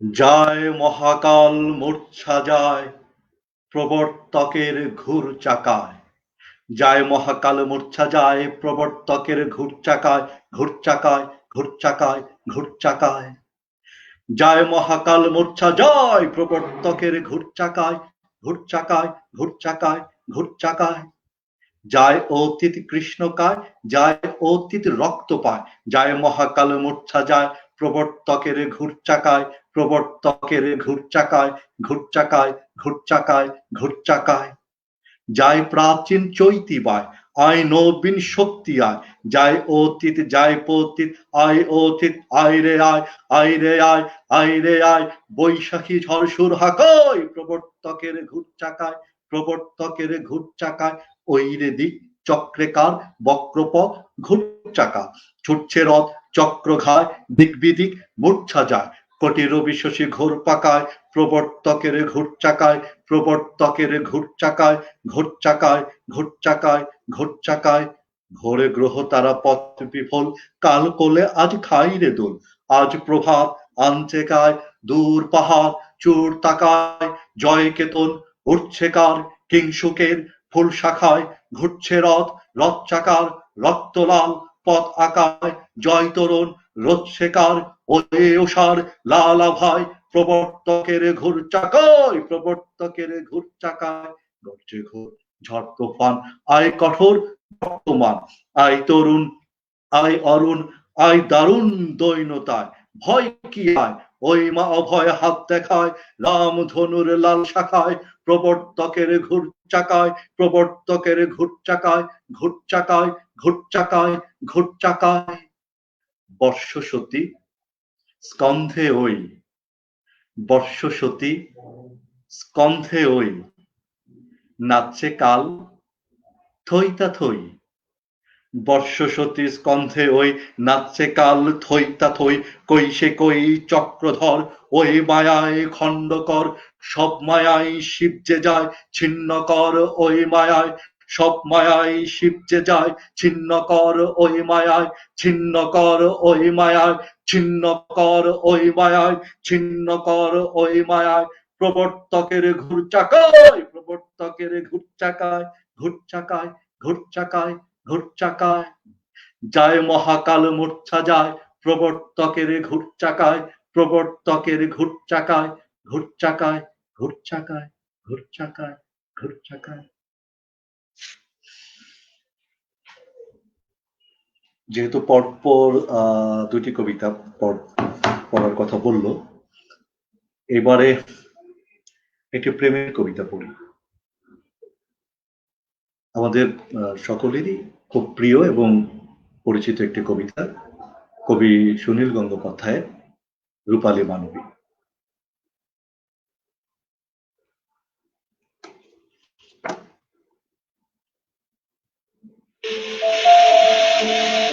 রূপালী মানবী, সন্ধ্যায় আজ শ্রাবণ ধারায় ভিজিও না মুখ, রূপালী চক্ষু, বরং বারান্দায় উঠে এসো, ঘরের ভিতরে বেতের চেয়ার, জানালা বন্ধ, দরজা বন্ধ। রূপালী মানবী, তালা খুলে নাও, দেয়ালে বোতাম, আলো জেলে নাও, অথবা অন্ধকারেই বসবে, কাচের সাক্ষী থাকুক বন্ধ, দূর থেকে আজ বৃষ্টি দেখবে, ঘরের ভিতরে বেতের চেয়ার, তালা খুলে নাও, চাবি নেই, একই ভালো করে দেখো হাত প্যাক, মন, অথবা পায়ের নিচে কার্পেট, কোন উঁচু করে উঁকি মেরে নাও, চিঠির বাক্সে দেখো একবার, রূপালী মানবী এত দেরি কেন, বাইরে বৃষ্টি, বিষম বৃষ্টি, ঝড়ের ঝাপটা তোমাকে জড়ায়, তোমার রূপালী চুল খুলে দাও, চাবি খুঁজে নাও, তোমার রূপালী অসহায় মুখ আমাকে করেছে আরো উৎসুক, ধাক্কা মারো না, আপনি হয়তো খুলবে দরজা, কলকা ও তালা, অমনতলা, রূপালী মানবী তোমাকে এখন হওয়া মানায় না, অথবা একলা রয়েছ বলে বৃষ্টি তোমাকে কোনো ছলে বলে ছুঁতে পারবে না, ফিরবে না তুমি, বাইরে বিপুল লেলিহান ঝড়ে, তালা খুলে নাও। রূপালী মানবী, আজ তুমি ওই জানালার পাশে বেতের চেয়ারে একলা পুষ্পে আধারে, অথবা দেয়ালে বোতাম আলো জেলে নাও, ঠান্ডা কাচের শাসিতে রাখো রূপালী মুখ, দুই উৎসুক চোখ মেলে দাও। বাইরে বৃষ্টি, বিষম বৃষ্টি, আজ তুমি ওই রূপালী শরীরে বৃষ্টি দেখবে প্রান্তরময়, আকাশ মুছড়ে বৃষ্টির ধারা। আমি দূরে এক বৃষ্টির নিচে দাঁড়িয়ে রয়েছি, একলা রয়েছি। ভিজেছে আমার সর্বশরীর, লোহার শরীর ভিজুক আজকে। বাজ বিদ্যুৎ একলা দাঁড়িয়ে কিছুই মানি না। সকাল বিকেল খর চোখে আমি চেয়ে থাকি ওই জানালার দিকে। কাছের পাশে যতই বাতাস আঘাত করুক, তবু তোমার রূপালী চক্ষু। আজ আমি একা বৃষ্টিতে ভিজে রূপালী মানবী দেখবো তোমার বৃষ্টি না ভিজা একা।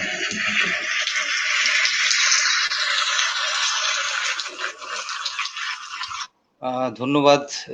দুই ধরনের কবিতা ছিল, খুবই চমৎকার ছিল। পর্দার পেছনে বসে একদম মন্ত্রমুগ্ধের মতো শুনছিলাম। বন্যা আপাকেও নিয়ে নি। আমরা মনির ভাইয়ের কাছে আরো ফিরবো।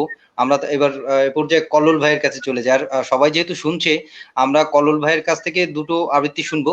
তারপরে আমাদের সম্পাদীয় পার্থদা 3টে পরিবেশনা করবে। তারপরে মনির ভাই, কল্লোল ভাইকে দিয়ে আমরা শেষ করে ফেলবো। এটা মনে হয় আমাদের হাতে এখনো যেহেতু 20-25 মিনিট আছে, হয়তো 4-5 মিনিট বেশি হবে। শ্রোতাদের এই আগ্রহ দেখে আমার মনে হচ্ছে 5-10 মিনিট যদি অনুষ্ঠানটা বড় হয়, আশা করছি শিল্পীরা মনক্ষুণ্ণ হবেন না।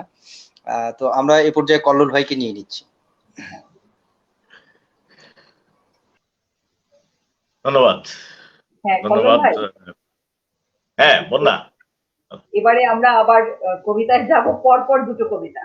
আসলে কথা বলতে ইচ্ছা করছে না বা কোনো কিছু মানে শুনতেই ইচ্ছা করছে, কারণ এত ভালো ভালো কবিতা হচ্ছে, মানে ভাল লাগছে, কাজে আর কথা শুনতে ইচ্ছা করছে না। তাই পরপর দুটো কবিতা আছে, মানে আমার নিজেরও আর আসতে ইচ্ছে করছে না এবং কথা বলতে বারবার, যে পরপর দুটো হলে ওই সময়টা বেঁচে যাবে।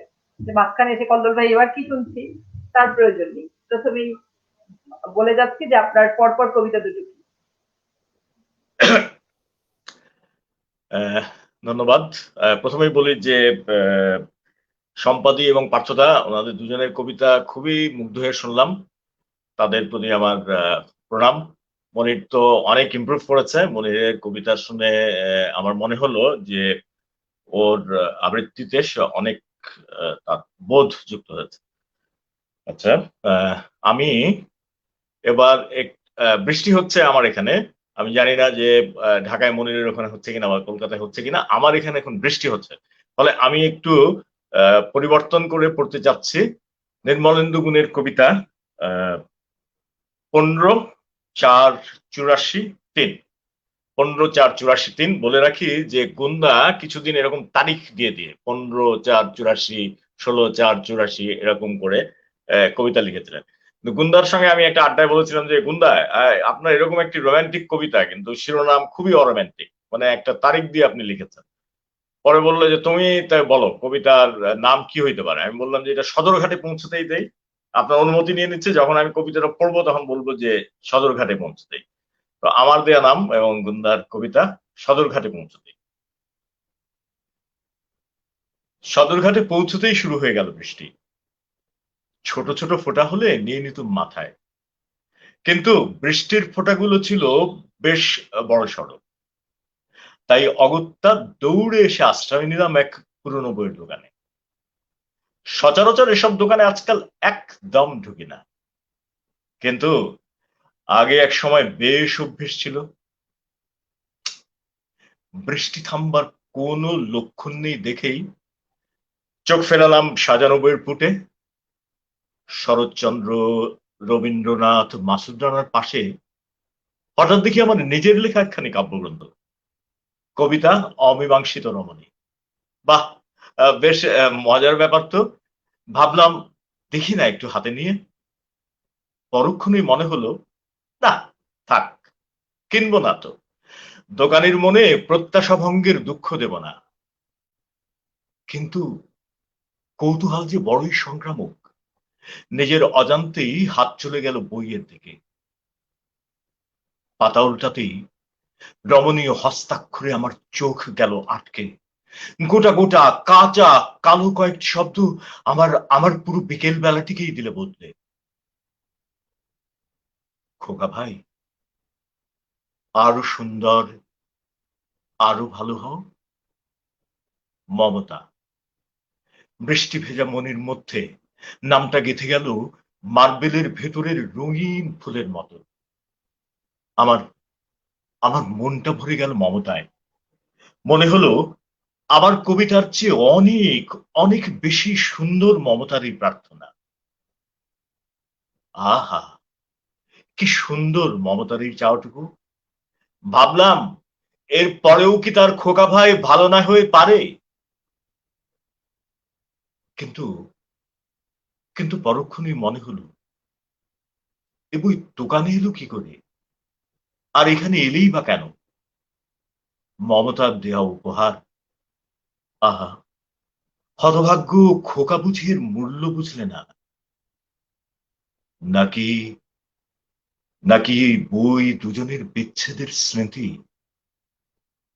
একে ভালোবেসে দেয়া মমতার শেষ উপহার।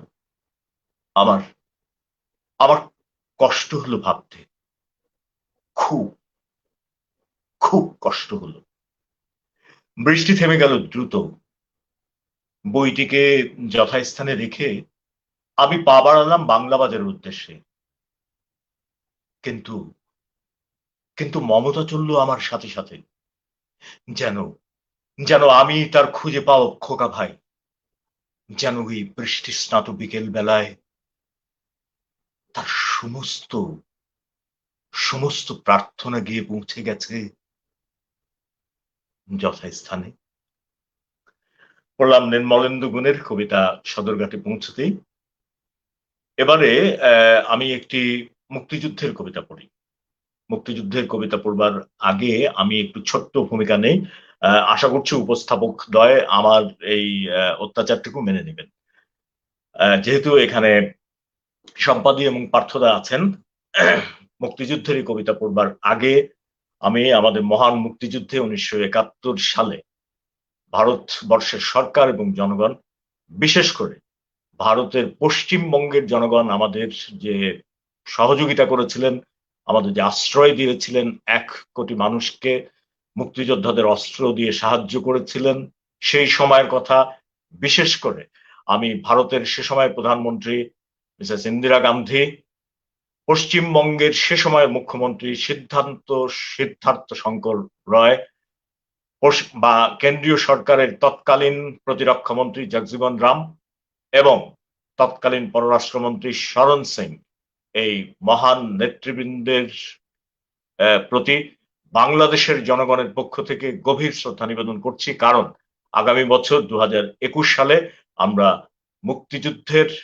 50 বছর উদযাপন করতে যাচ্ছি। আমি এ প্রসঙ্গে বলে রাখি যে আমাদের এই মুক্তিযুদ্ধে ভারতের প্রায় 26,000 সৈন্য জীবন দিয়েছিলেন। সেই সব অকুতোভয় যারা অন্য দেশের স্বাধীনতার জন্য জীবন দিয়েছিলেন, ভারতীয় সশস্ত্র বাহিনীর সেই সব যোদ্ধাদের প্রতি আমরা কৃতজ্ঞ জাতি, বাঙালি জাতি কৃতজ্ঞ, বাংলাদেশের মানুষ কৃতজ্ঞ, তাদের স্মৃতির প্রতি গভীর শ্রদ্ধা নিবেদন করছি। পড়ছি আলতাফ হোসেনের কবিতা অষ্টগ্রামে সমবেত মুক্তিযোদ্ধা এবং জনতা। যুদ্ধ জয়ের পর মুক্তিযোদ্ধারা নৌকা থেকে নামতে শুরু করেছে।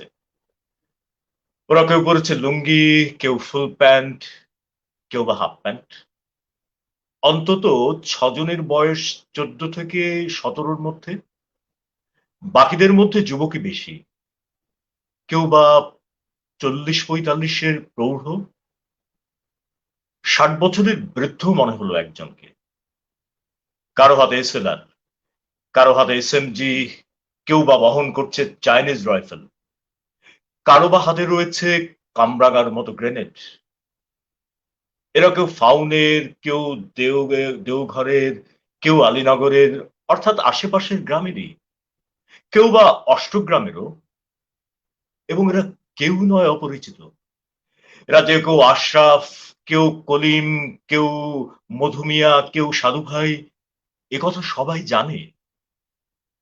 কিন্তু সারিবদ্ধভাবে অস্ত্র হাতে দৃপ্ত ঋজু ভঙ্গিতে ওদের এগিয়ে আসতে দেখে প্রথমটায় গ্রামবাসী কেউ এগিয়ে হলো না। কেননা কেননা কিছুক্ষণ আগেই সমস্ত গ্রাম দাবিয়ে বেরিয়েছে রাজাকার আলবাদার।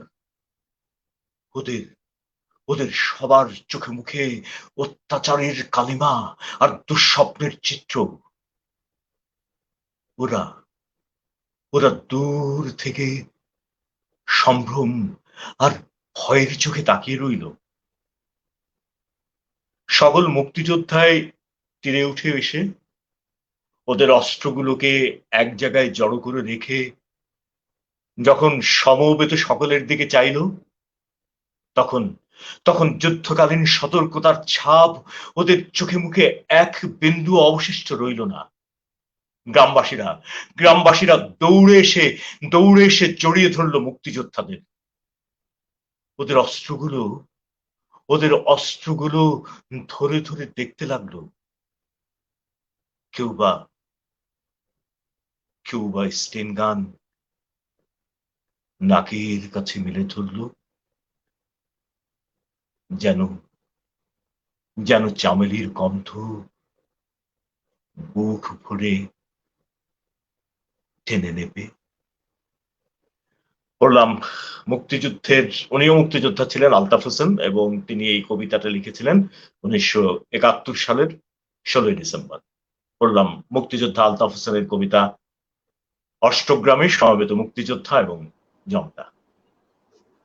খুবই অসাধারণ ছিল দুটো কবিতা, দুই ধরনের, কিন্তু খুবই চমৎকার লাগলো। আসলে কল্লোল ভাই যখন মানে কি বলে কবিতার শব্দগুলো উচ্চারণ করে তখনই তা বোধহয় নতুন একটা মাত্রা নেয়। এটা আমরা বারবার প্রমাণ পেয়েছি, এখনো পেলাম।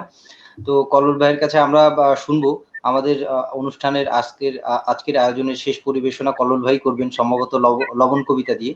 তো এই পর্যায়ে আমরা চলে যাচ্ছি আমাদের জি সম্পাদি ও পার্থদার কাছে। আচ্ছা, এটা অন্য ধরনের একটা কবিতা করছি। জি, তার আগে একটু বলে রাখি দিদি, একটু বলে রাখি আপনারা দুজনে মিলে 3টে পরিবেশনা করবেন পরপর। দুটো বড় হোক, একটা যেন একটু ছোট হয়, তাহলে সময় আমাদের সংকুলন আর কি হয়ে যাবে। দুটো তিনটে ছোট, ঠিক আছে, তিনটেই ছোট। আচ্ছা, জি জি জি। আচ্ছা, কিছু বললেন? না না ঠিক আছে। কাব্যগ্রন্থ অন্ধকার বারান্দা, কবি নীরেন্দ্রনাথ চক্রবর্তী। অমলকান্তি আমার বন্ধু, স্কুলে আমরা একসঙ্গে পড়তাম। রোজ দেরি করে ক্লাসে আসতো, পড়া পারত না। শব্দরূপ জিজ্ঞেস করলে এমন অবাক হয়ে জানলার দিকে তাকিয়ে থাকতো যে দেখে ভারী কষ্ট হতো আমাদের। আমরা কেউ মাস্টার হতে চেয়েছিলাম, কেউ ডাক্তার, কেউ উকিল। অমলকান্তি সেসব কিছু হতে চায়নি। সে রোদ্দুর হতে চেয়েছিল। ক্ষান্ত বর্ষণ, কাক ডাকা বিকেলের সেই লাজুক রোদ্দুর, জাম আর জামরুলের পাতায় যা নাকি অল্প একটু হাসির মতন লেগে থাকে। আমরা কেউ মাস্টার হয়েছি, কেউ ডাক্তার, কেউ উকিল। অমলকান্তি রোদ্দুর হতে পারেনি। সে এখন অন্ধকার একটা ছাপাখানায় কাজ করে। মাঝে মাঝে আমার সঙ্গে দেখা করতে আসে, চা খায়, এটা ওটা গল্প করে, তারপর বলে উঠি তাহলে। আমি ওকে দরজা পর্যন্ত এগিয়ে দিয়ে আসি। আমাদের মধ্যে যে এখন মাস্টারি করে, অনায়াসে সে ডাক্তার হতে পারত। যে ডাক্তার হতে চেয়েছিল, উকিল হলে তার এমন কিছু ক্ষতি হতো না। অথচ সকলেরই ইচ্ছে পূরণ হলো, এক অমলকান্তি ছাড়া। অমলকান্তি রোদ্দুর হতে পারেনি। সেই অমলকান্তি রোদ্দুরের কথা ভাবতে ভাবতে ভাবতে ভাবতে যে একদিন রোদ্দুর হয়ে যেতে চেয়েছিল।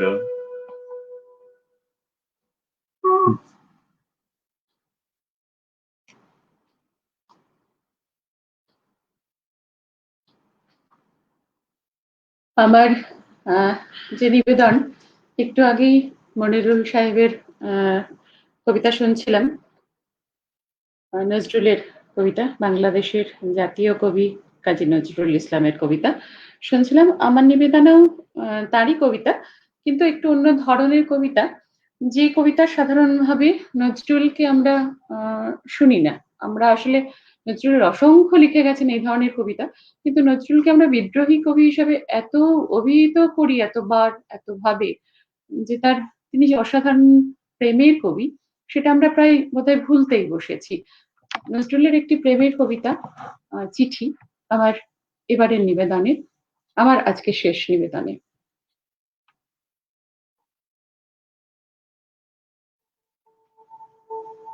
মিনু, তোমায় আমায় ফুল পাতিয়েছিল, মনে কি তা পড়ে?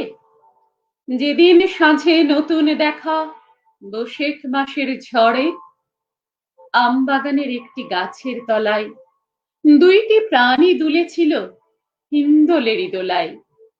তুমি তখন পা দিয়েছ তরুণ কৈশোরে, দোয়েল কোয়েল ঘায়েল করা করুণ ওই স্বরে, জিজ্ঞাসিলে আবছায়াতে আমায় দেখে, কে?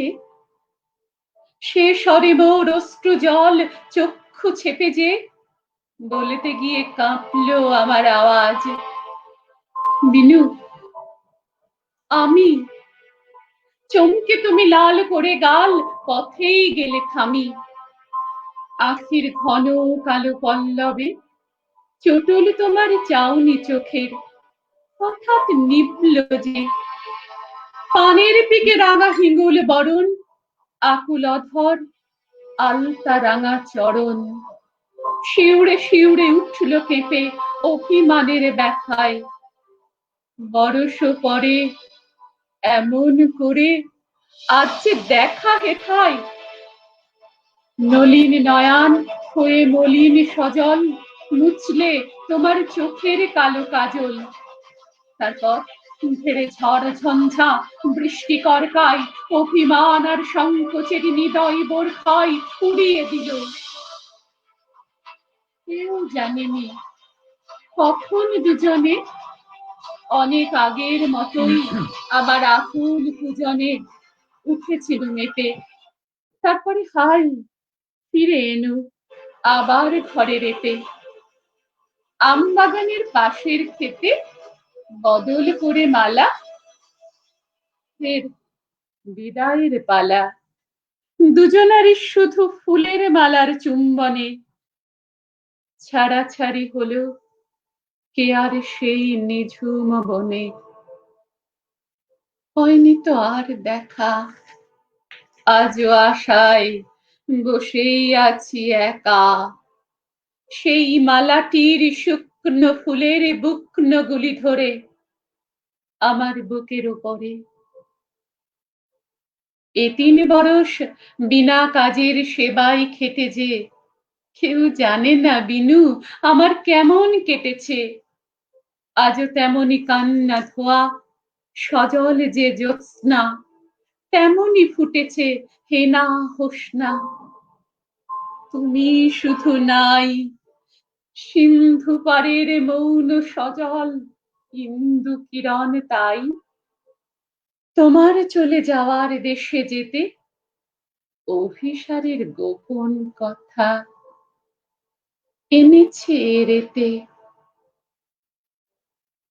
সেবার এবার শেষ হয়েছে, আজ যে কাজের ছুটি, তাইতে বিনু হেসে কেঁদে যাচ্ছে লুটোপুটি। অচিন দেশে আগের স্মৃতি নাইবা যদি জাগে, তাইতে বিনু চিঠি দিনু আগে। এখন শুধু একটি কথা প্রিয়, বিচ্ছেদেরও বেদন দিও, বুকেও তুলে নিও। ব্যথায় ভরা ছাড়াছাড়ি মিলন হবে নীতি, সেথায় মোদের এমনি করে প্রিয়তম ইতি। কাজী নজরুল ইসলামের চিঠি এই কবিতাটি ছিল। পরবর্তী আজকে আমরা শেষ করি। শোনা যাচ্ছে কি? জি, শোনা যাচ্ছে। আপনারা তাহলে আপনাদের শেষ পরিবেশনা, জি জি আমি শুনতে পাচ্ছি। আজকে তাহলে আপনাদের শেষ পরিবেশনা করুন। আচ্ছা, ঠিক আছে ঠিক আছে, একসঙ্গে তাহলে একটি কবিতা করি, একটি ছন্দের কবিতা। অবশ্যই, তাহলে তো অনেক সুন্দর হবে। হ্যাঁ হ্যাঁ, বাবু মশাই, শঙ্খ ঘোষের লেখা। শঙ্খ ঘোষ আমাদের অত্যন্ত শ্রদ্ধেয় একজন কবি এবং সব থেকে বড় কথা শ্রদ্ধেয় একজন মানুষ। তার কবিতা, পাঠ্যকে বলবো এটা নিতে একটু একটু ছন্দের কবিতা। রেডি? এক্সেলেন্ট।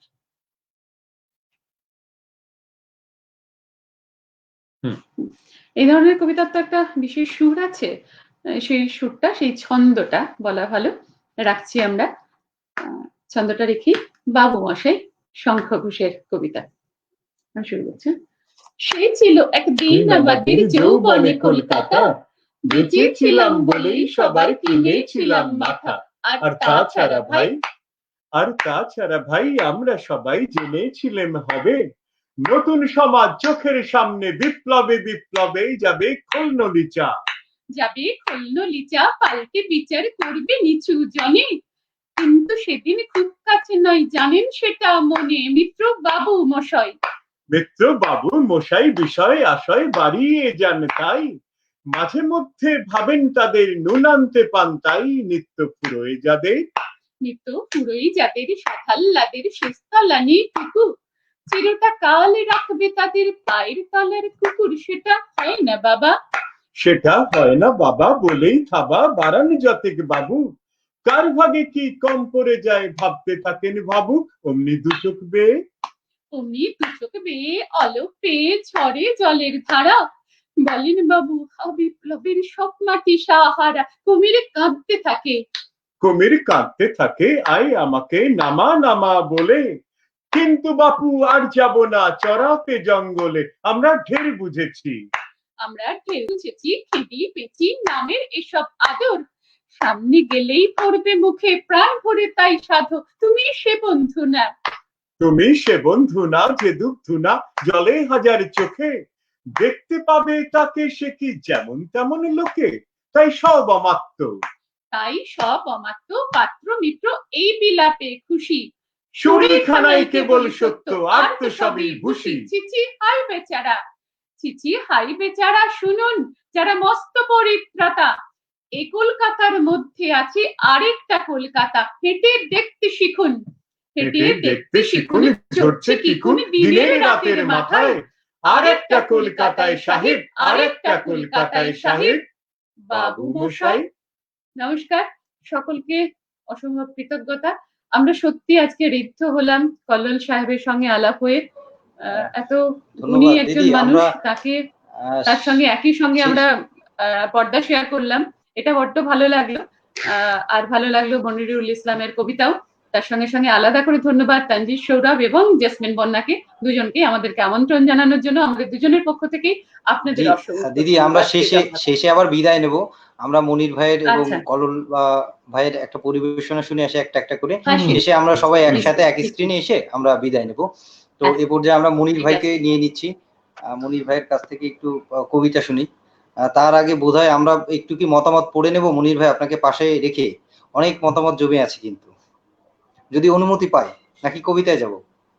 আমার মনে হয় কবিতায় চলে যাই, কারণ অনেক লম্বা সময় ইতিমধ্যে, মানে প্রায় 1.5 ঘন্টা। জি জি জি জি, তাহলে কবিতায় চলে যাই। জি জি, সেটাই। আপনি তাহলে কথা না বাড়িয়ে আমি কবিতায় যাচ্ছি। আমার শেষ পরিবেশনা আমার খুবই প্রিয় কবি সমুদ্রগুপ্তের বিদ্রোহের ডাক। এমন কি কেউ নেই যে ডাক দিতে পারে? মাটি মাখা রক্তাক্ত দেশের মানুষ, জেগে ওঠো, ভেঙে দাও আপোষের সমস্ত দরজা, কড়া ধরে নাড়া দাও প্রত্যেকে বন্ধ দুয়ারে।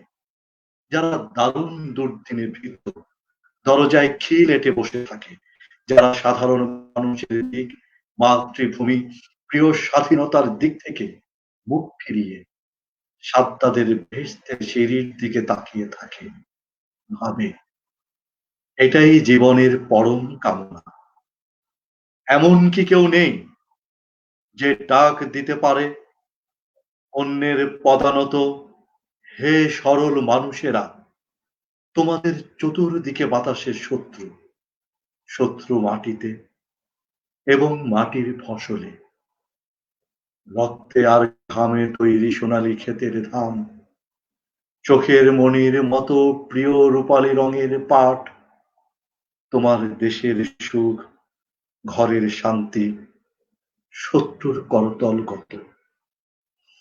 তুমি যদি বর্তমানে তৃপ্ত থাকো, তোমরা যদি বর্তমানে তৃপ্ত থাকো, শত্রুর পায়ের নিচে রাখা মাথার ঠিকানা খুঁজে কখনো পাবে না। কেননা প্রতারণা করে তোমার আমার এই স্বদেশের আসল ঠিকানা শত্রুরা জোর করে কেড়ে নিয়ে গেছে। তবু সেটাই চূড়ান্ত নয়। কোনোদিন এদেশের মানুষ শত্রুর পদপাপ আলগোছে বুকে পেতে গ্রহণ করেনি। এদেশের বিশুদ্ধ বাতাস চিরকালই শত্রুর হৃৎপিণ্ডে ধ্বংসের ঘুণ ধরিয়েছে। সাম্য, স্বাধীনতা, অধিকারের ন্যায্য লড়াইয়ে এদেশের সাধারণ সরল মানুষ অকাতরে জীবন দিয়েছে। সেই জীবন দেওয়ার ইতিহাসকে সামনে রেখে এদেশের মাটি, বাতাস আর সাধারণ সরল মানুষ আর মোরা ভেঙে দাঁড়াচ্ছে উঠে। কোনো অন্যায় অত্যাচারী চিরস্থায়ী নয়, সেই নিয়মে বাধার পাহাড় ভাঙছে তারা। বিদ্রোহী বাতাসে তাই ভেসে আসে নিরলস সংগ্রামের ডাক, আসে উঠে দাঁড়ানোর বিপুল আদেশ। বাতাসের শব্দের দিকে কান পেতে শুনে নাও মহাকালের ত্রিকাল ভেদী সারা। ওঠো, উঠে দাঁড়াও, শত্রুর সাথে নির্ভয়ে কথা বলো অস্ত্রের ভাষায়। পরিশ্রমী সরল মানুষেরা, দেখো মায়ের আত্মার মতো কোমল মাটি শত্রুর লালসার লজ্জাহীন অত্যাচারে কেমন কঠিন হয়েছে। তুমি ওঠো, উঠে দাঁড়াও, প্রয়োজনে নিজের রক্তে ভেজাও এই তপ্ত শক্ত হওয়া মাটি। ভেঙে ফেলো শত্রুর নির্মম নিষ্ঠুর অত্যাচারের হাত। ওঠো, উঠে দাঁড়াও, এই ডাক কবির, এই ডাক বিদ্রোহের ডাক।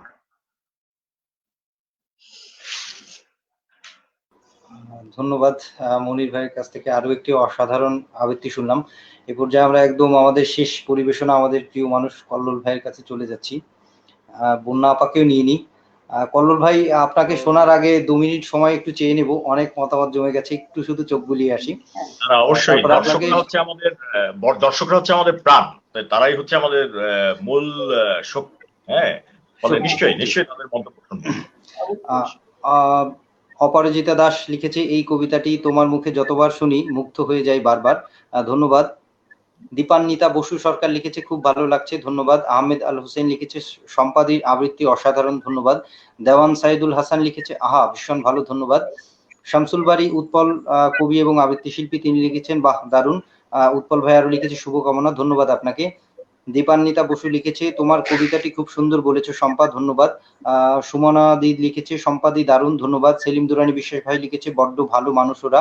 কল্লোল ভাই, মনির ভাই, দুই বাংলার সবাই ওদের ভালোবেসে, ও সে একটা ছড়া লিখেছে, বড্ড ভালো মানুষ ওরা, কল্লোল ভাই, মনির ভাই, দুই বাংলায় সবাই ওদের ভালোবাসে যেটাই। ধন্যবাদ। মাঝে সেলিম ভাই এই যে আমাদের মন্তব্যের বক্সে তিনি যে অসাধারণ ছড়া লেখেন, এটা সত্যিই খুব উপভোগ্য। ধন্যবাদ সেলিম ভাই, এরকম অসাধারণ ছড়া লিখবার। ধন্যবাদ। সেলিম, আমরাও সেলিম ভাই আরো লিখেছে সম্পাদির খুব সুন্দর নিবেদন, খুব ভালো লাগলো, ধন্যবাদ। অপরাজিতা দাস লিখেছে পার্থদা অপূর্ব বললেন, ধন্যবাদ। সুমনাদি লিখেছে দাদা খুব ভালো লাগলো, ধন্যবাদ। চন্দা দত্ত লিখেছে অসাধারণ, ধন্যবাদ। দীপন্বিতা বসু সরকার লিখেছে আমার বাবার খুব প্রিয় কবিতা মাসি, ধন্যবাদ। দীপক চন্দ্রা ঘোষ লিখেছে বাহ দারুণ ছন্দের দোলা মনির, দারুণ দারুণ, ধন্যবাদ। আহমেদ আল হোসেন লিখেছে মনিরুল ভাই সুন্দর, ধন্যবাদ। হানিসুর রহমান রিবন লিখেছে বাহ মনির ভাই, ভালোবাসার ইমোজি দিয়েছে, ধন্যবাদ। সাব্বির চৌধুরী লিখেছে মনিরুল আঙ্কেল অসংখ্য ধন্যবাদ, খুব ভালো লাগছে, ধন্যবাদ। দীপক চন্দ্র ঘোষ লিখেছে মুগ্ধতা মনির, ধন্যবাদ। শারমিন নাহার সুমি লিখেছে আহা রূপলী মানবী, ধন্যবাদ। সাব্বির চৌধুরী লিখেছে আজ চলুক অনুষ্ঠান সৌরভ দা, ভালোবাসার ইমোজি। চালাতে চাইলেও চালাতে পারছি না, সময়ের কাছে বাধা। আমরা পরবর্তীতে আবার কি বলে আমাদের প্রিয় কল্লোল ভাই মনির ভাইকে নিয়ে আরো একটি আসর করব। শ্রোতা দর্শকদের মানে অসংখ্য আবেদন থাকছে আপনাদের কাছে আরো কবিতা শুনবার জন্য। জালাল আহমেদ জুয়েল লিখেছে সুন্দর লাগছে, ধন্যবাদ। কবিতায় কেশব লিখেছে খুবই সুন্দর অনুষ্ঠান হচ্ছে, ধন্যবাদ। কবিতায় কেশব লিখেছে কবিতার স্রোতে ভেসে গেলাম, ধন্যবাদ। রেজাউল করিম রেজা লিখেছে কল্লোল ভাইকে খুব স্মার্ট লাগছে, শুভ কামনা থাকলো অগ্রজ, ধন্যবাদ। রেজাউল করিম রেজা লিখেছে কল্লোল ভাই আবৃত্তিতে আমাদেরকে মুগ্ধ করে দিল, শুভ কামনা থাকলো, শুভরাত্রি। আপনাকেও শুভরাত্রি। সবুজ শামীম আহসান স্যার আমাদের, তিনি লিখেছেন সুন্দর উপস্থাপনা, অমলকান্তি ফুটে উঠেছে সাবলীল ভাবে, ধন্যবাদ আপনাকে। সুমনা দত্তা দাস লিখেছে বন্যার সৌরভ খুব ভালো সঞ্চালনা, দুজনকেই দেখতে ভালো লাগছে, ধন্যবাদ দিদি আপনাকে এত সুন্দর মতামতের জন্য। দীপক চন্দ্র ঘোষ লিখেছে দারুণ সম্পাদী পার্থদা, ধন্যবাদ আপনাকে। নাফিউজ্জামান চৌধুরী লিখেছে কল্লোল ভাই অনেকদিন পর আপনাকে দেখছি, খুব ভালো লাগছে, কিছুক্ষণ আগেই বারামখানায় সঞ্চালনা শেষ করে আসলাম, এখন আপনাদের শুনছি, ধন্যবাদ। একটা অনুষ্ঠান শেষ করে আমাদের এখানে যুক্ত হয়েছেন, সময় দিচ্ছেন, ধন্যবাদ আপনাকে। দীপান্বিতা বসু সরকার লিখেছে সুন্দর উপস্থাপনা, ধন্যবাদ। সবুজ শামীম আহসান লিখেছে সমৃদ্ধ সুন্দর পরিবেশনা, ধন্যবাদ আপনাকে। সবুজ শামীম আহসান আরো লিখেছেন সময়ের সুন্দর আবৃত্তি করলেন মনিরুল ভাই। শিমুল পারভিন আমাদের আপা, তিনি লিখেছেন দারুণ হচ্ছে সবার পরিবেশনা, ধন্যবাদ আপনাকে। আরো হয়তো মতামত আমরা খুঁজলে পাবো, মাঝখানে বাদ দিয়ে দিয়েছি। তো যাই হোক, যাদেরকে পড়তে পারেনি দুঃখ প্রকাশ করছি, আমরা সরাসরি চলে যাচ্ছি আমাদের প্রিয় শ্রদ্ধার মানুষ কল্লোল ভাইয়ের কবিতায়। অনেকক্ষণ আবৃত্তি হলো। লবণ, হ্যাঁ লবণ। আদিত্য অনেকের কবিতা লবণ। বইমেলায়, থিয়েটারে, ক্যাফেটেরিয়ায়, পয়লা বৈশাখে কিংবা বসন্ত উৎসবে শুধু মেয়েটার চোখে পড়ার দুঃসহ চেষ্টা ছাড়া ছেলেটি একেবারেই সাধারণ। মেয়েটি রূপে ও লাবণ্যে, ফ্যাশনে ও বসনে আগাগোড়া বিস্ফোরণ।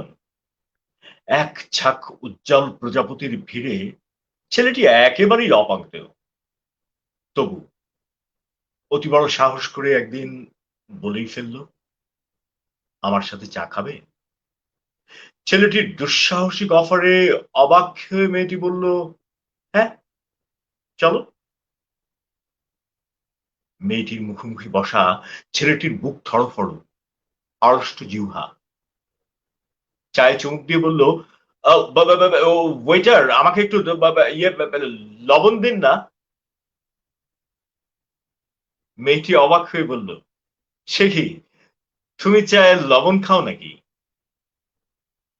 ছেলেটি বলল হ্যাঁ, আমার বাড়ি লোনা জলের সাগর পাড়ে। নোনা চায়ে চুমুক দিলে আমার চোখে ভেসে ওঠে আমার গ্রাম, লোনা জলে ভেসে যাওয়া আমার বাবা মায়ের মুখ। মেয়েটি খুব অবাক হয়ে শুনল ছেলেটির কথা, তারপর বলল আমি কখনো সাগর দেখিনি, আমার বাড়ি পাহাড়ে, সেখানে গা ছুঁয়ে উড়ে যায় কোমল মেঘ পাখির মতন। সাগর এবং পাহাড়ের গল্প ক্রমেই নিবিড় থেকে নিবিড়তর হলো দিনের পর দিন। তারপর বিয়ে, সংসার এবং অবশেষে বুড়ো আর বুড়ি। বুড়ো মারা যাবার আগে বুড়ির হাতে একটা চিঠি দিয়ে বলল খবরদার এক্ষুনি খুলবে না, আমি মারা যাবার পরে চিঠিটা খুলবে। বুড়ি মারা যাবার বুড়ো মারা যাবার পর বুড়ি চিঠিটা খুলল, তাতে লেখা ছিল, লবণ দিয়ে চা আমি কখনোই খেতাম না, সেদিন থতমত খেয়ে চিনি চাইতে গিয়ে লবণ চেয়ে ফেলেছিলাম, আর বোকামি ঢাকতে অমন গল্প ফেলেছিলাম।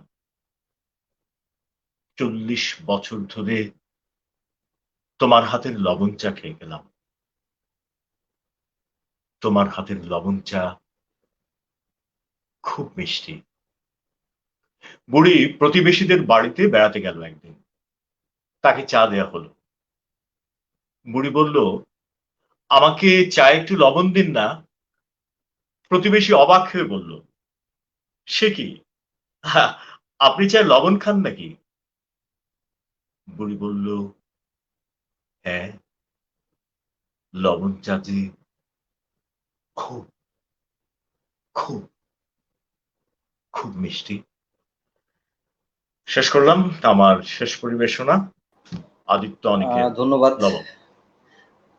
কল্লোল ভাই, কবিতাটা খুবই জনপ্রিয়, আপনার কণ্ঠে অন্যরকম মাধুর্য পেয়েছে, একদম মন্ত্রমুগ্ধের মতো শুনছিলাম।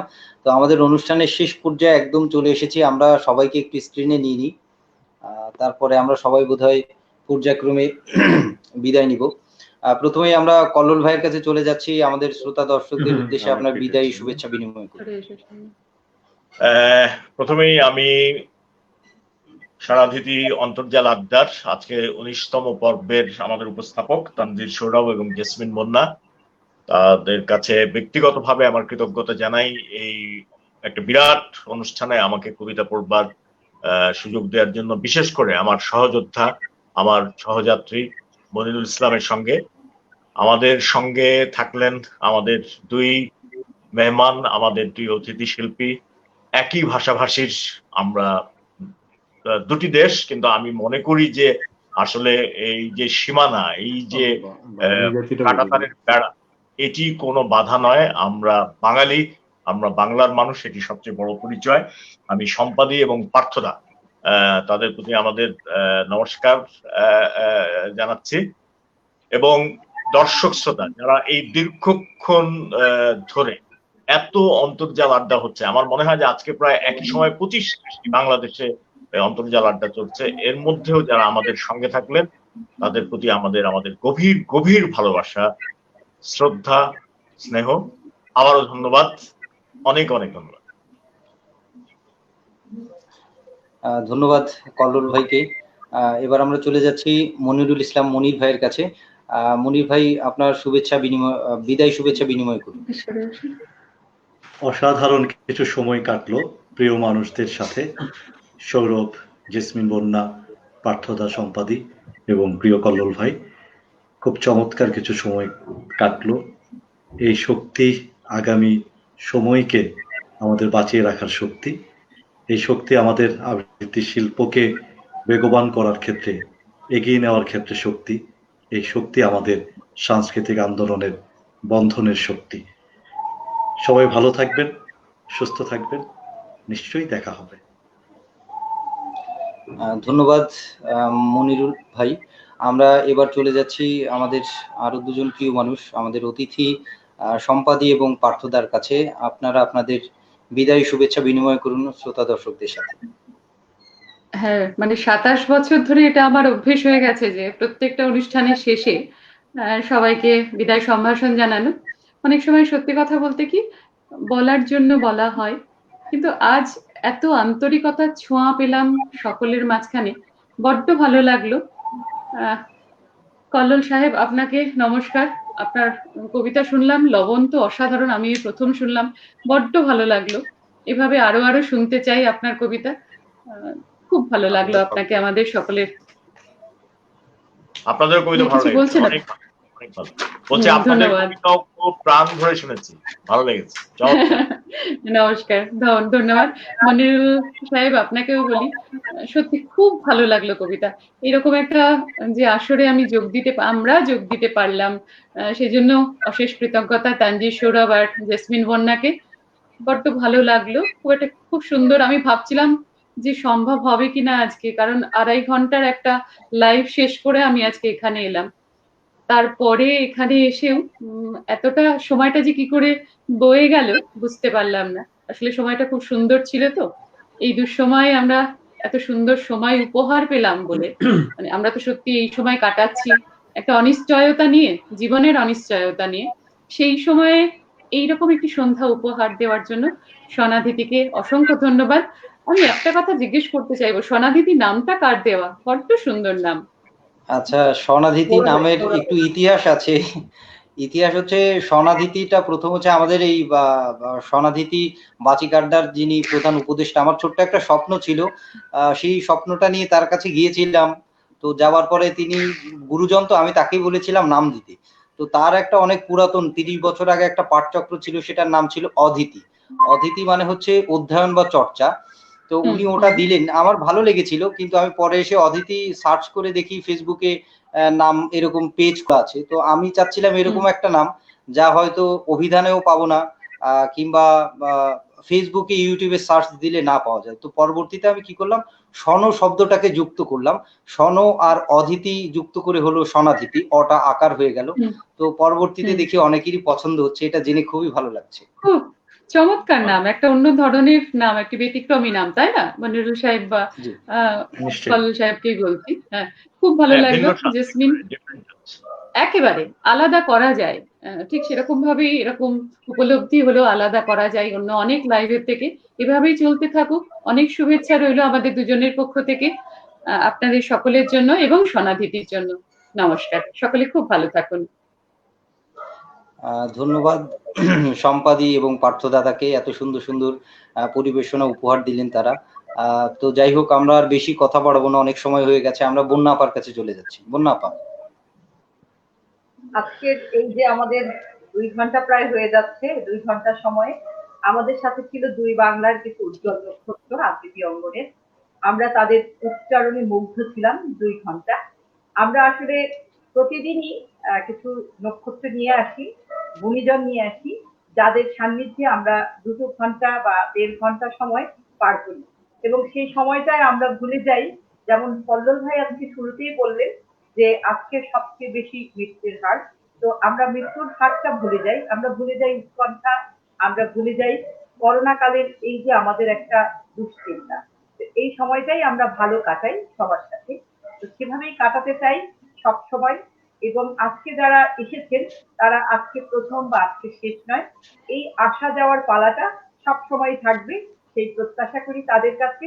তাদের কাছে আমি সৌরভ সহ আমাদের পুরো সনাধিতি টিম খুবই কৃতজ্ঞ, কারণ তারা এসে এতটা সময় ব্যয় করেছেন আমাদের সাথে, সেজন্য আমরা চিরকৃতজ্ঞ থাকবো। এবং পরবর্তীতেও আমরা যখন, আমাদের আসলে একটা বড় প্রোগ্রামও করার কথা ছিল মার্চে, তো করোনা কালের কারণেই আমরা পারিনি। বঙ্গবন্ধুর জন্ম শতবার্ষিকী আমরা পালন করতে চেয়েছিলাম, শুরু করতে চেয়েছিলাম বছরব্যাপী প্রোগ্রাম, তো মার্চে ছিল সেই অনুষ্ঠানটা, আমরা করতে পারিনি। এটার কথা বলেছিলেন আমাদের আশরাফ ভাই, প্রধান উপদেষ্টা, আমাদের সনাধিতির যিনি স্বপ্নদ্রষ্টা। আমরা সেটা করতে পারিনি, আমরা হয়তো করব, তখন হয়তো এই গুণীজনদের, এই নক্ষত্রদের আমাদের অনুষ্ঠানে আসতে হবে, এবং তারা আসবেনও এবং আমাদের পাশে থাকবেন। তাদের আশীর্বাদের হাতটি আমাদের মাথার উপর থাকবে, আমরা তাদের অনুরোধ, এবং তারা যেন আমাদেরকে সাথে নিয়ে সামনে এগিয়ে দেওয়ার জন্য, একটু বকতে হলে বকবেন, মারতে হলে মারবেন, কিন্তু ভালোবাসবেন, এই প্রত্যাশাই করছি। এবং আমাদের সাথে যারা মতামত দিয়েছেন, যারা দেখেছেন শুনেছেন, তারা তো আমাদের সব থেকে কাছের বন্ধু, এবং তারাই হচ্ছেন আমাদের একেবারেই সনাধিতির এক একজন, এবং তারাই সনাধিতিকে এই পর্যন্ত আজকে 19তম পর্বে সফলভাবে নিয়ে এসেছেন। আশা করি তারা সবসময় এরকম পাশে থাকবেন, সেই প্রত্যাশা করছি। আর করোনা কালে যে কথা প্রতিদিনই বলি, সেটি হচ্ছে আমরা সাবধানে থাকবো, সচেতন থাকবো, এবং স্বাস্থ্যবিধি মেনে চলবো, এবং প্রত্যেকে সরকারের নিয়মাবলী অনুযায়ী চলবো। তাহলে আমরা সুস্থ পৃথিবীতে হাতে হাত রেখে আবার ফিরতে পারবো। সবাইকে অনেক অনেক ধন্যবাদ। ধন্যবাদ বন্যাপা। আমাদের সোনাদিতে অন্তর্জাল আড্ডার 19তম পর্বে এমন কিছু গুণীজন এসেছে, তারা এত অসাধারণ পরিবেশনা করেছে, তার উপমা বা তার প্রশংসা করবার মতো শব্দ হয়তো আমার শব্দ ভান্ডারে নেই। তো এটা সবার তো পরিচিত মুখ গুণীজন, তারা, তাদের পরিবেশনা অসাধারণ ছিল, শুধু এতটুকু বলবো। আর বেশি কথা বলে সময় বাড়াবো না। শেষে শুধু আমাদের সোনাদিতির অন্তর্জাল আড্ডার প্রতিদিনের শেষে যে দু কথা থাকে, সেটা হচ্ছে এখন করোনা মহামারীর একটা সময় চলছে। এই সময় যে যেখানে থাকবেন সাবধানতা এবং সচেতনতার সাথে থাকবেন। এই বলে আমাদের আজকের অতিথিদের ধন্যবাদ, কৃতজ্ঞতা এবং শ্রদ্ধা জানিয়ে আমাদের আজকের সোনাদিতে অন্তর্জাল আড্ডা 19তম পর্ব এখানেই শেষ করছি। সকলে ভালো থাকবেন, সুস্থ থাকবেন। শুভরাত্রি। শুভরাত্রি।